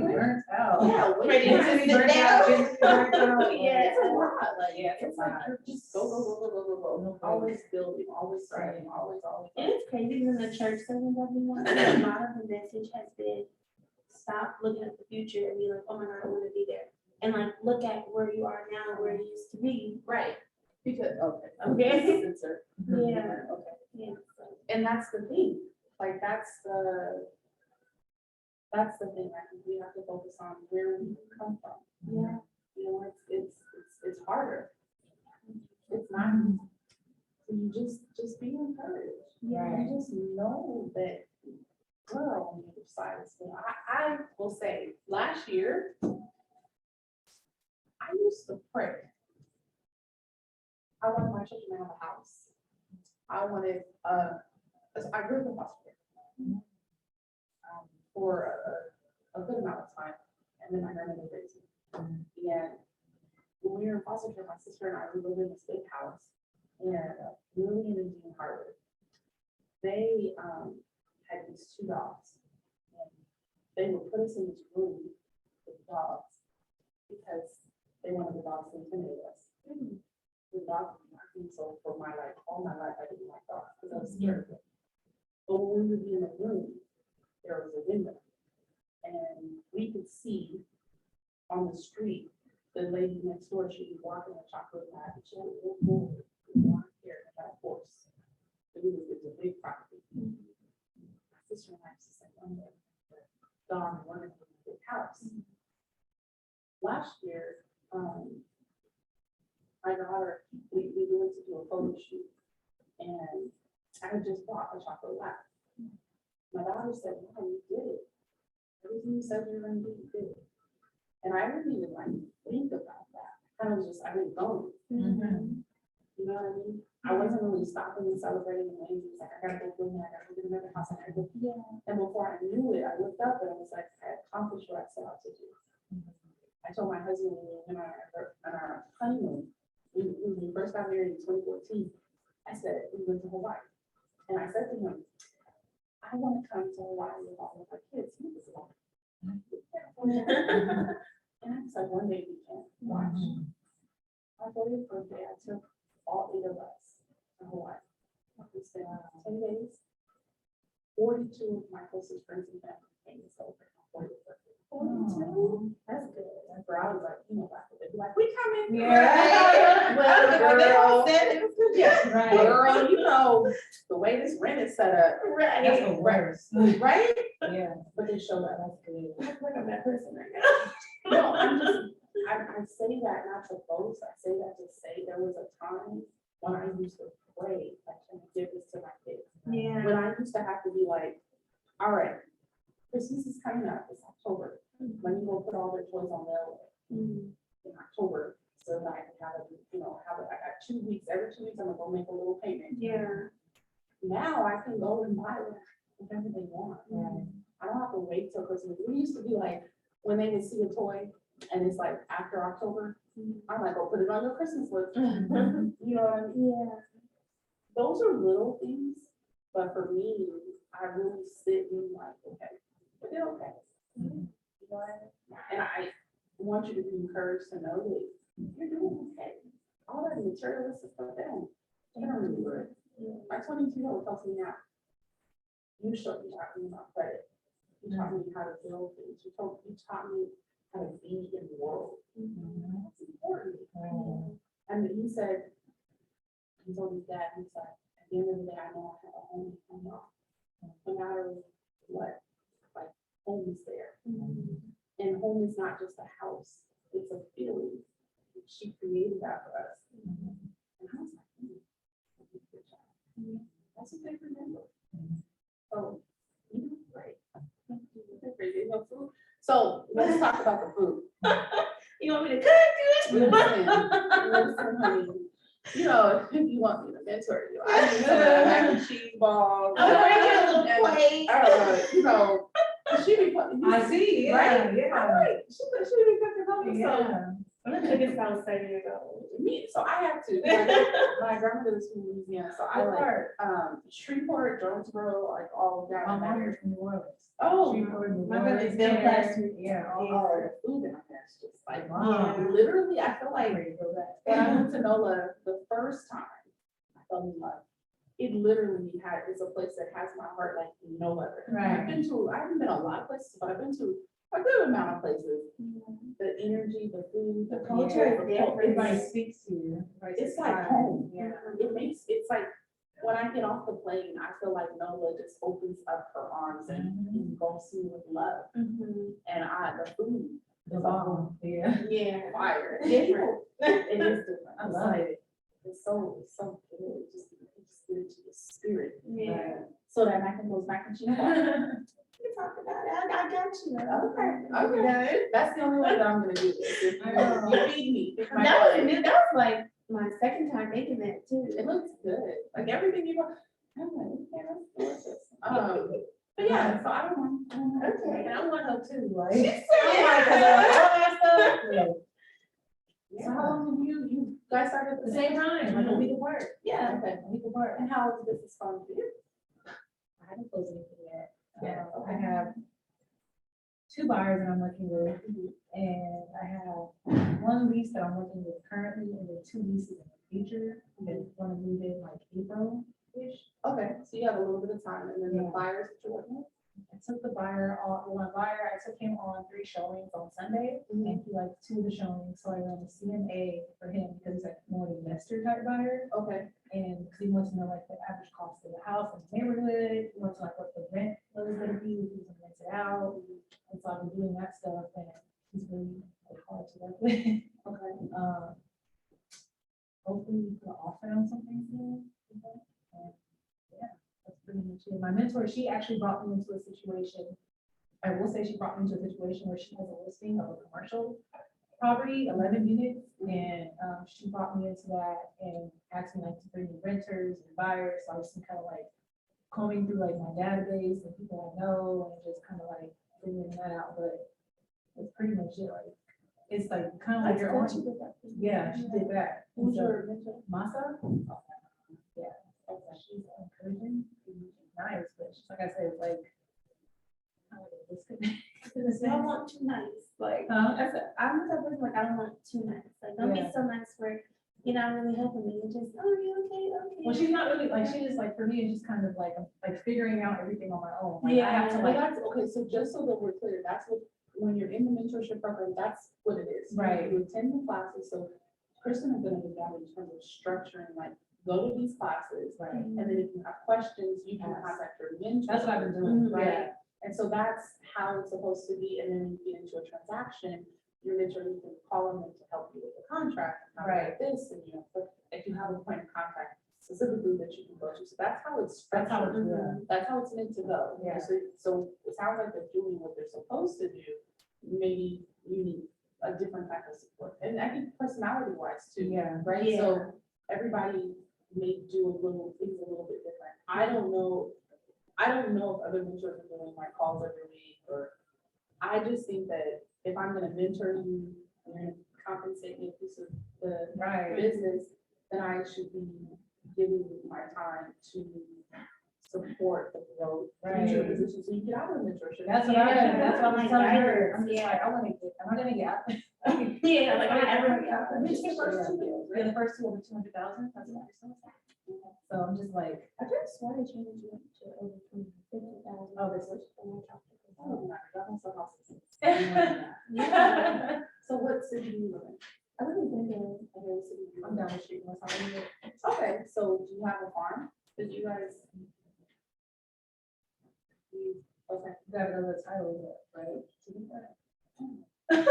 I'm like, what? See, that's what I'm saying. Like, it's literally like I'm trying to figure it out. Okay. Do you do this full time? I do. I don't have another job. I have a little side hustle that I do. Yeah, like 52 sides. I got side hustles, but this is what I want to do. Like, this is it. like, I want to, yeah, like my future real estate, like I want to do investment real estate. I want to do commercial. I'm an athlete. I'm going to live to be here in 2028. I'm going to do more of that, like USC connections. Like, I really want to do this, like, full time. Yeah. How do you tap into USC connections? Well, I went online and searched how to run ads in the Trojan, and because I'm a alumni there, and they have like some pretty good deals on like running ads. So I was thinking that that's kind of like the ads as like a former athlete, and kind of just like putting it out there, like, hey guys, I'm a realtor now. Like, you guys know I'm a track athlete, but now I'm an Olympian, but now I'm a realtor. Like, I can help you with your real estate needs. And I know, yeah, be top of mind. And I know right now, there's so much going on, but yeah, so yeah, that's what I want to do. And then as far as just like, I tapped back in with the head coach at USC, they have like a whole transitioning program for track and field. So I'm trying to like get there and kind of just like mesh it all together. Okay. So, So, you don't have a CRM, or you use No. commands? I really know how to navigate again. So you said database, you're talking about like your contacts in your phone? Just my phone, yeah, because I have a bunch of, that's it, I don't have like a formal CRM. I know like they were saying like they have one on KW Command. Yeah. And I KW think kind of, Command is a CRM. okay. Yeah, So I'm just trying to learn how to navigate on it. Okay, Kinda. I can show you how to do that. Okay, do like a Zoom and show you like screen share so that you can see like how to put your opportunities in and Yeah. different things. So you know how to do that. No, the Daily Trojan, you said? Yeah, the Daily Trojan is a newspaper that goes out to athletes, I'm sorry, alumni, students, and staff. Okay, and how often does it go out daily?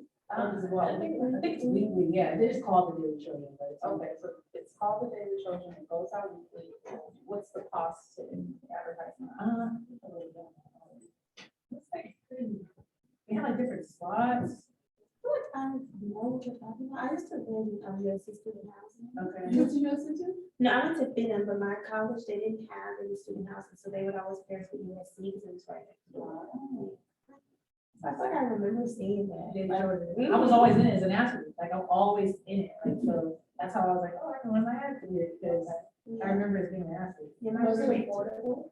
It was really, yeah, it wasn't that bad. Okay, so Like whatever, $20 or $30. okay, so whatever you decide to do, whatever investment, we'll talk about what that looks like. You need to think about if you're investing that on a weekly basis or a monthly basis, what does that cost over the next 12 months? You're not gonna do, I'm gonna just pay this money, we're gonna do it for a couple weeks, no, you gotta be consistent. So we're gonna have a system around what that looks like so that you can see what the rate of return is. There's no way for you to determine, like, if you start advertising and you only advertise for a few weeks,